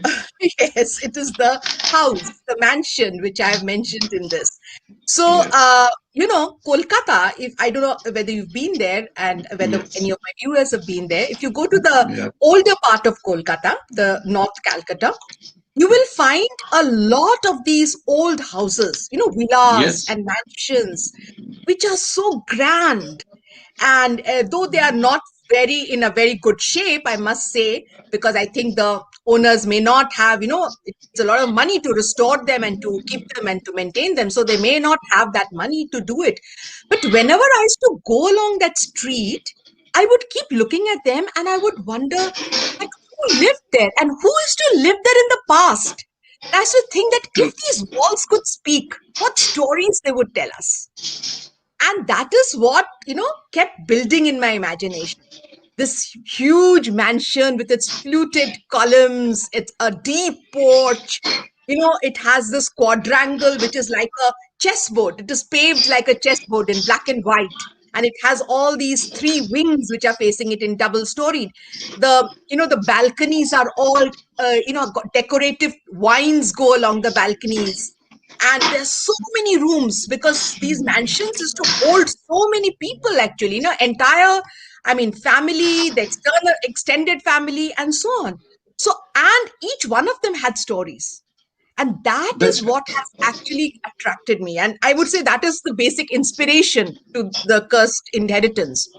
but were you able to visit this mansion and meet with some of the residents who were living there? Yes, I did visit one of these mansions. And if you will not believe, I met actually the person who's a caretaker, who was an old lady. The And Moshi in this character. yes, yes. So she's also there in this book. Absolutely. She's also there in this book. Okay. So a lot of her characteristics, her personality is there in this book. But let me come back to the protagonist, the young girl. Yes. Yeah. So, I have relatives who live in the UK, and they have their children have been born and brought up in UK. And when they come to India and we go around with them, touring Delhi or touring Kolkata, they're fascinated by the heritage of these cities.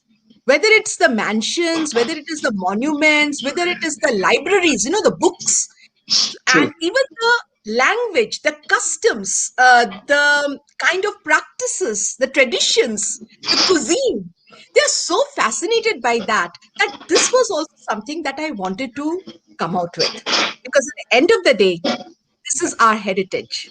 These are our roots. That's right. But then, how do you feel that what kind of a readership would be inspired by this story in particular? So I would say that it's a cozy mystery. And Yeah. by that, I mean a cozy mystery is basically a mystery, a thriller, but which has an old world charm. I would feel that it would attract readers who will be immediately able to identify themselves with that old world charm. So a lot of maybe older generation who actually have seen history being made. At the same time, the younger generation, because there is a lot in this book, a lot of issues of heritage in this book, which would be new to them, which they would make them curious to know more. So I think it would, the readership would span across generations. It's not just one kind of readership that it would attract. And that is why in fact, all the day, in all the previous three sessions, we have talked about the power of words, the power of storytelling. And don't you feel that though, of course, the COVID brought together the families and the people were able to spend time together, and some of the older generation were able to also relate some of the stories to the younger Absolutely. generation. But True. then, yes, so where do you feel that we are failing otherwise in bringing the younger generation to connect with their heritage or their rich cultural traditions? How do you feel about this?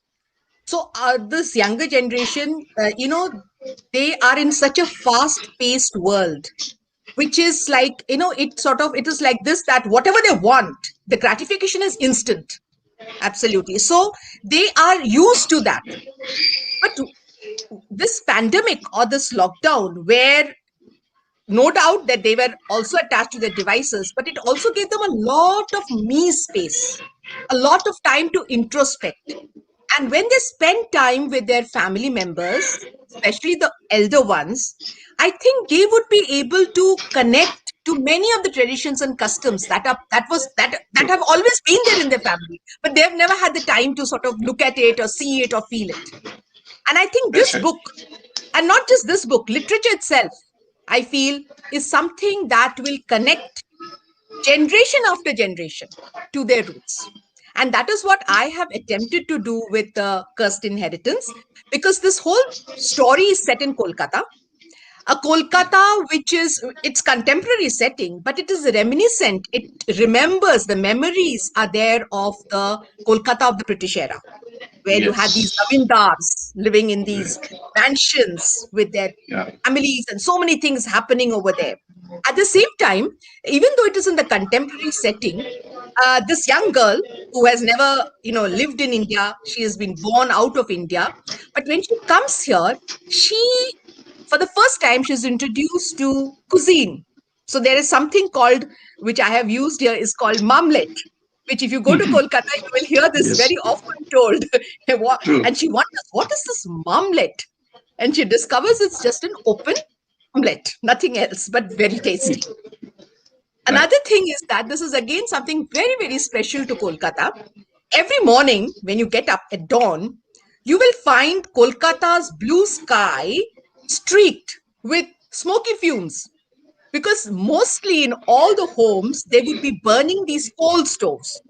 And these coal stoves are, they are created inside a kind of an iron bucket, which can be taken out by its handle outside into the courtyard or to the roof. And when the coal is piled on it, fumes come out. So they wait for the fumes to all come out. The coal becomes, embers, and then they bring it into the kitchen and they cook on it. So that is also a very special thing about Kolkata. And all of you who love eating chicken curry, if you try eating the chicken curry which is cooked on that coal stove, the taste is out of the Different world. flavor. That's true. Yes. That's true. So these are the things that she discovers. Yeah. Yeah. So what is so intriguing, and why the cursed inheritance? I mean, because the term curse brings about the imagery of something supernatural or something mysterious happening there, or connecting with all sorts of undefined realms of the other world. Absolutely. So when I was writing this, I myself was reminded of the mysteries written by Satyajit Ray and Ruskin Bond.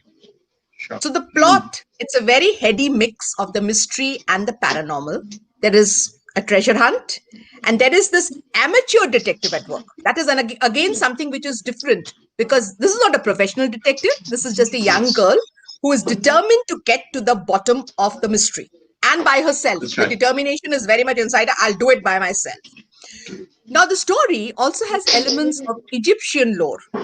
It has Indian mythology, even tantric practices, which is very, very specific to the region of Bengal.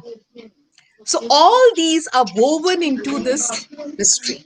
And that is why somewhere the protagonist discovers that her family history, apparently, there was something that was, cursed about it. Now she wants to find out what it is. And not only that, she also wants to know, is there anything that she can do to turn that curse to a blessing? Okay. Mm. Yeah, so that's going to be quite an intriguing story. And of course, as you have said, that it carries the old world charm. But Yes. then I have found that in most of your writing, Yes. somehow there is a common thread of history. Mhm. Like even in this current novel also, it's basically has got a backdrop of history to a Yes. particular mansion or a place. Absolutely. Yes. And your Invader series also has got a very strong connection with the historical facts. And so why your particular interest in talking about about history and fictionalizing some of it? So what had been your objective and the purpose for getting into this historical fiction writing? So, what has been happening in the world today is readers are finding historical fiction very interesting. Possibly because history, when they read it in their school days or in their school textbooks, was very drab. With this fiction, history comes alive for them. And that is also my intention. I want to make history a living thing for them. I want to create an environment where they will find history happening all around them. They will be absorbed and engaged with what are the historical events that are happening around them. That is one of my intentions. The second intention is this. I've read about all these historical figures, all these icons in our history books, and we only know a few things about them. Whatever events they were, that was significant in their life, and how did they find their niche in history. That is all we get to know from a history book. We don't know them as people. At the end of the day, they were people, right? So I want to bring to my readers each historical figure as a person, with their follies, with their qualities, with their virtues, with their vices, with the reasons for what they did and why they did them. Yeah, And like how is it that exactly like Nadir Shah, we got a very sketchy view of it, right? Whatever we have read from the history books, or like the one who stole the peacock throne, or the Kohinoor, and what all. And but can you tell me about what was so interesting about Nadir Shah's life? Let me first start off with talking about the Kohinoor diamond and the peacock throne. We all know, we've all been told the story that Nadir Shah stole the peacock throne and stole the Kohinoor diamond. But my research has told me that the peacock throne and the Kohinoor was given to him. He never stole them. Muhammad Shah, the Mughal emperor at that time, handed over the whole Mughal empire to Nadir Shah when he lost the Battle of Karnal. And the peacock throne, the Kohinoor, he simply opened his treasury for Nadir Shah. So Nadir Shah really did not steal anything. He just took what was given to him. That is one part. Now, why did I write about Nadir Shah? Nadir Shah was born as a shepherd's boy in a remote northern village of Persia. His family did not even get one meal a day to eat. In, say, about 20 years, he became the Shah of Persia. Now look at the rise. And why did it happen is what intrigued me. When I started reading, I realized that everybody calls Nader Shah a tyrant. And no doubt, he did become a tyrant towards the end of his life. But he began his political life as a savior. Persia was then under the Safavid Shahs, who were very indolent, who could not control their neighbors. They were being invaded constantly, especially by the Afghans. When Nader Shah became the commander of the Persian army, he threw out the Afghans. He made the borders safe. And in the 16th century, he was given the throne by popular vote. Can you imagine? He did not grab the throne. The mullahs and the generals told him to take. They offered him the crown. That is how he became the Shah, because they felt that however he may be, he was a very strong, determined, dominating person, but they felt that he would be able to keep their country safe. That is why he was given the throne. And then, that is what is so interesting about it. Yes. So that is what intrigued me. And then, the number of quirks I found out about Nader Shah. Now, Nader Shah, if you notice, wears a kind of a four-cornered hat. That was created by him. It was designed by him. It was called Kuleri Naderi. And he wore that hat. And then everybody, when he was reigning as the Shah, everyone wore a hat like that. Another very interesting thing is Nader Shah wore red. Red was his signature color. Not only he, even the tents of his army were red. His soldiers always wore something red in their uniform. And there is this speculation, I also wondered, why red? So the historians have speculated and said that the Safavid Shahs, when they would pronounce a death sentence, they always wore red. Wow. Possibly Nader Shah picked up that color to tell people, I hold your life in my hands. I can give you death whenever I want. So these were some unusual things about him that I discovered. Symbolism, indirect way of conveying and communicating to the people he was ruling. Right.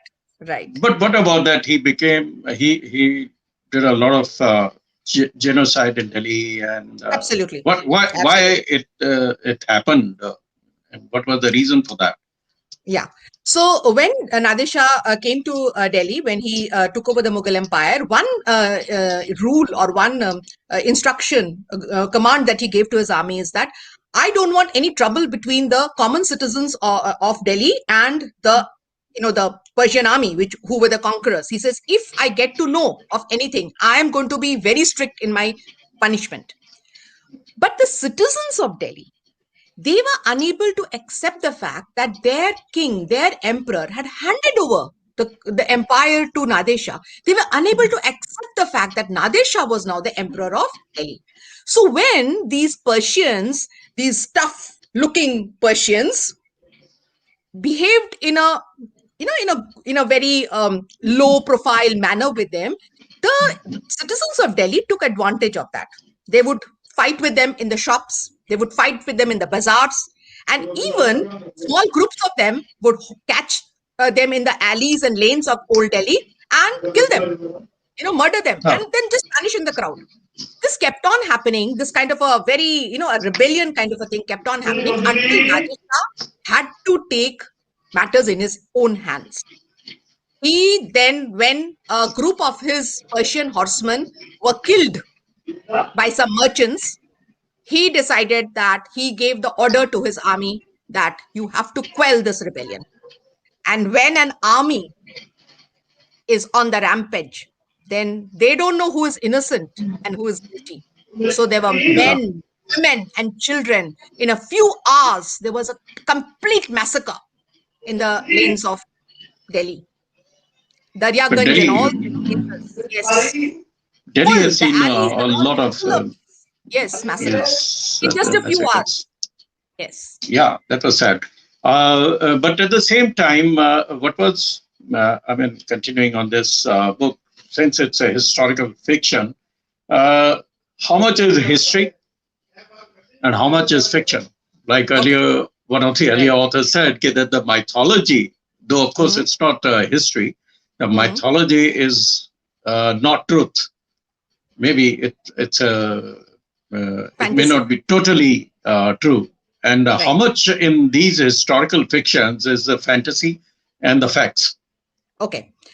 How do we know history? We know history through the evidence that has been left by the past. So it could be monuments, could be coins, could be archives. Historians study them and then they interpret them to write history. True. One thing I must tell you, though we say historical facts, but a lot of subjectivity does go into interpretation. But given all that, one principle that I have maintained, people have their own style of writing historical fiction, but I have maintained one rule when I write my historical fiction. I do a very deep research. I take months to do that research. And then I lay out the pattern of the historical facts which emerge. When you lay out this pattern, you will realize that there will be gaps in the pattern. Possibly those are the places where there is no evidence. So those gaps is what I use to weave my fiction through the facts. Okay. So I do not distort history at all. I will not change any fact, but I will weave my fiction, like you do embroidery. So I will do it like that way through these facts. So in the storytelling, in storytelling, very rightly said that, but then, the protagonist, or there is a one main character in the historical, like here it is Nadisha. So, but then the character is built up with the presence of other characters in the field, and it is quite possible that there may not be enough facts available about those persons, maybe his wife, his children, his family, his friends. So how do you compensate that? So what happens is you do have some facts. So I build on those facts. So for example, in Nadesha's story, Firoze, his wife, his first wife, he had many, but his first wife, whom he married when he was not yet a Shah, had a great influence on his political life in the way he administered his kingdom, the Shah, Persia, his empire, in fact, not kingdom, I would say the empire. So knowing that, I built Firoze into a very strong woman. She lived in Parda, no doubt about that, but the influence she wielded, she was called the Shah Banu, and the influence she wielded on Nader Shah and his entire administration was very, very well known.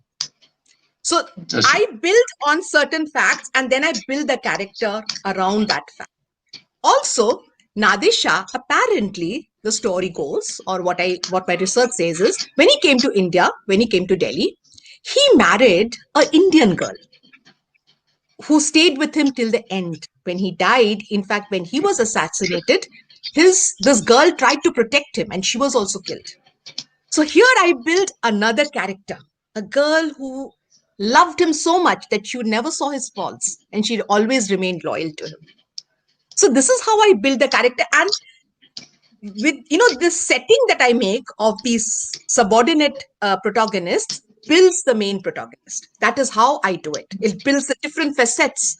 So in one place you will find Nader Shah, the politician, the administrator. In another place you will find him the lover. True. That's good. So that is how a person becomes a 360 degrees, human being. Yes, not a cardboard figure.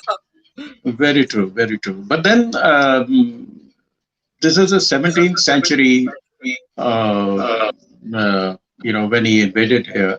So at that time, like the Britishers used to maintain the Gazette, and they would use the Gazette to chronicle everything which is happening here. For your research, on what historical documents you depended upon? or went through? So, yes. So the books that I read, I mean, there were many, but the books that I read was The Sword of Persia by Michael Axworthy, which is a very well-researched non-fiction book on Nadesha.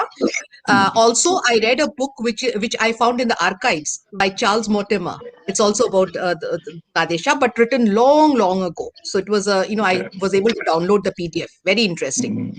At the same time, I saw a lot of films, documentaries that have been made on Nadesha.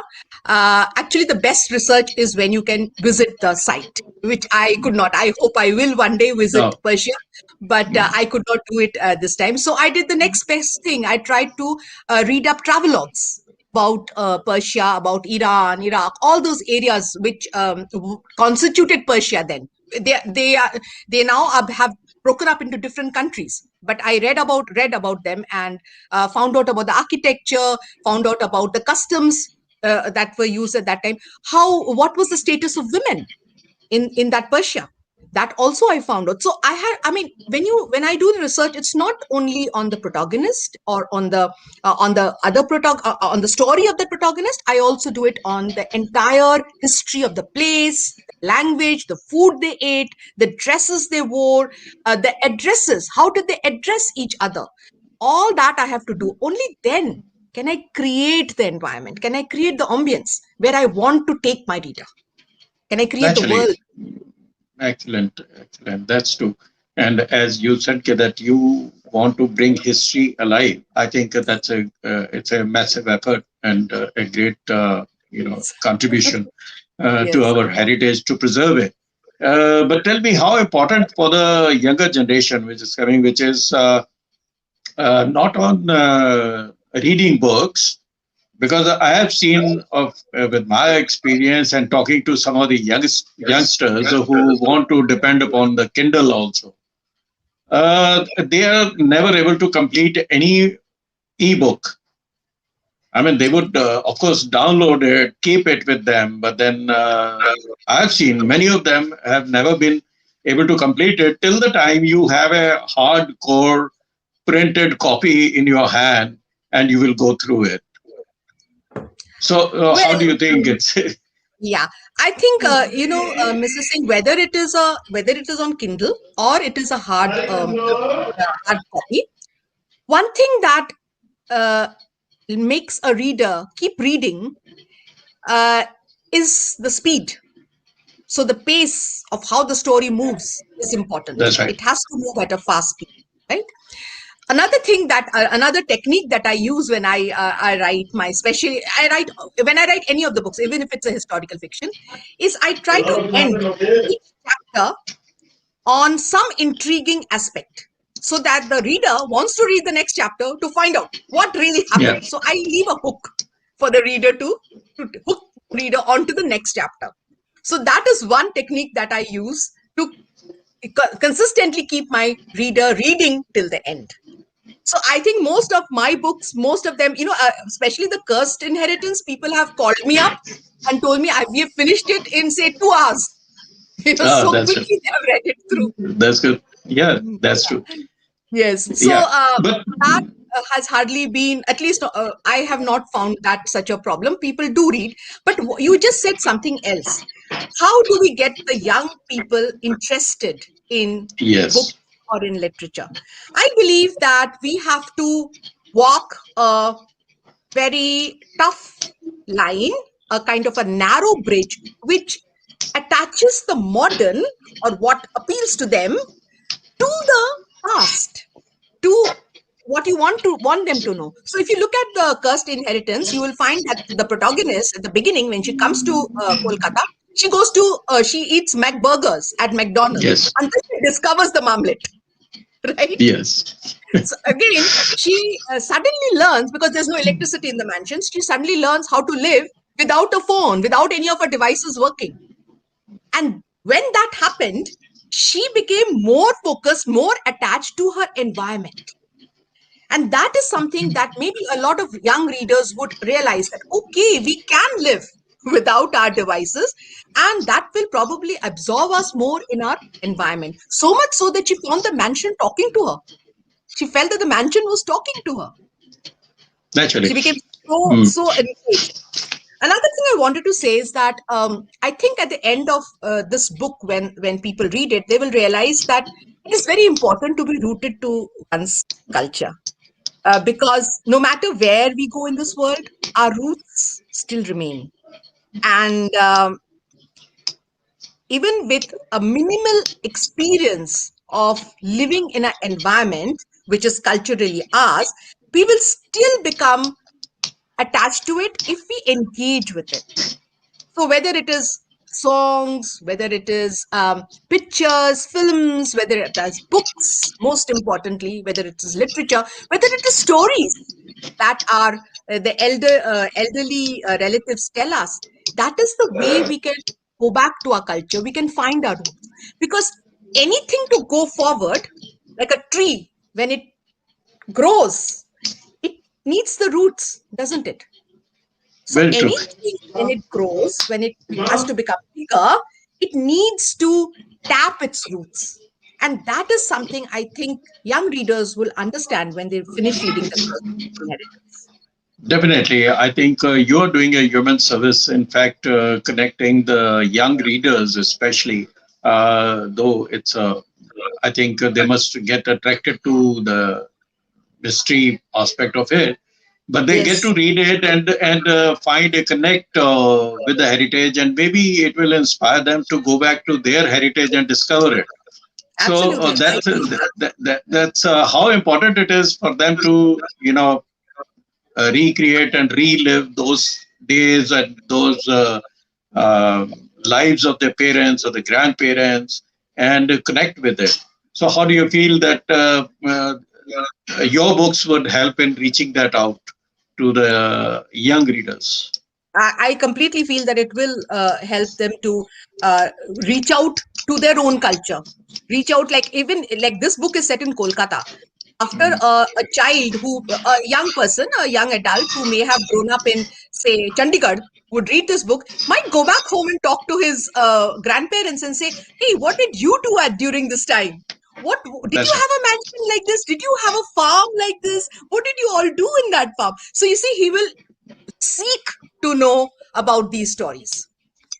Yeah, I'm sure that readers would enjoy not only reading it, but discovering a new meaning and bringing a purpose to their lives also.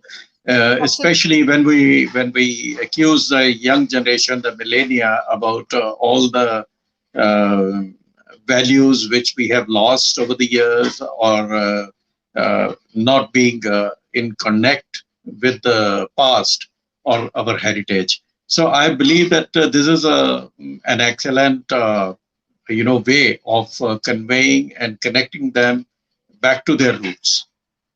So definitely, I think we have reached almost at the end of our session, and there had been some comments, and people are enjoying it, and you know, uh, looking at uh, connecting youth with our glorious past, says Anil Sharma, the CLS member.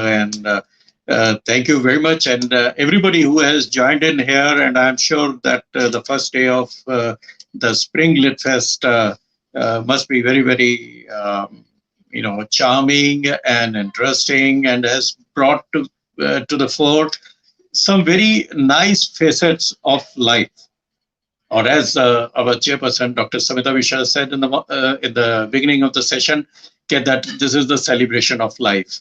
And I think the COVID has taught us rediscovering ourselves, rediscovering the nature around us, rediscovering life. And in fact, I think there couldn't have been a better conclusion of the day's program with Shutaba Basu sharing her thoughts and the importance of our heritage. And I'm surprised that though you started in 2017, you have almost 7-8 books and an anthology of short stories. And I think every year you must be churning out at least one book, or more than that. So I think, friends, we have lost her perhaps. And but thank you very much for joining. And over to our team, Ritu and Anshuman. and back to the studio. Thank you very much. Thank you so much, sir and ma'am. That was a very enlightening and very interesting session. I loved ma'am's perspective on history and how she talks about bringing history alive. It's such an interesting paradox, like, well, most things are in life.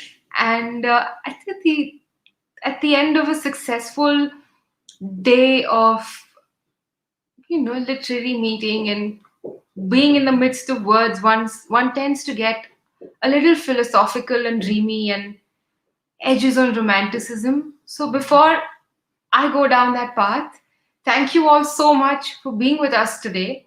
We look forward to having you join us again tomorrow.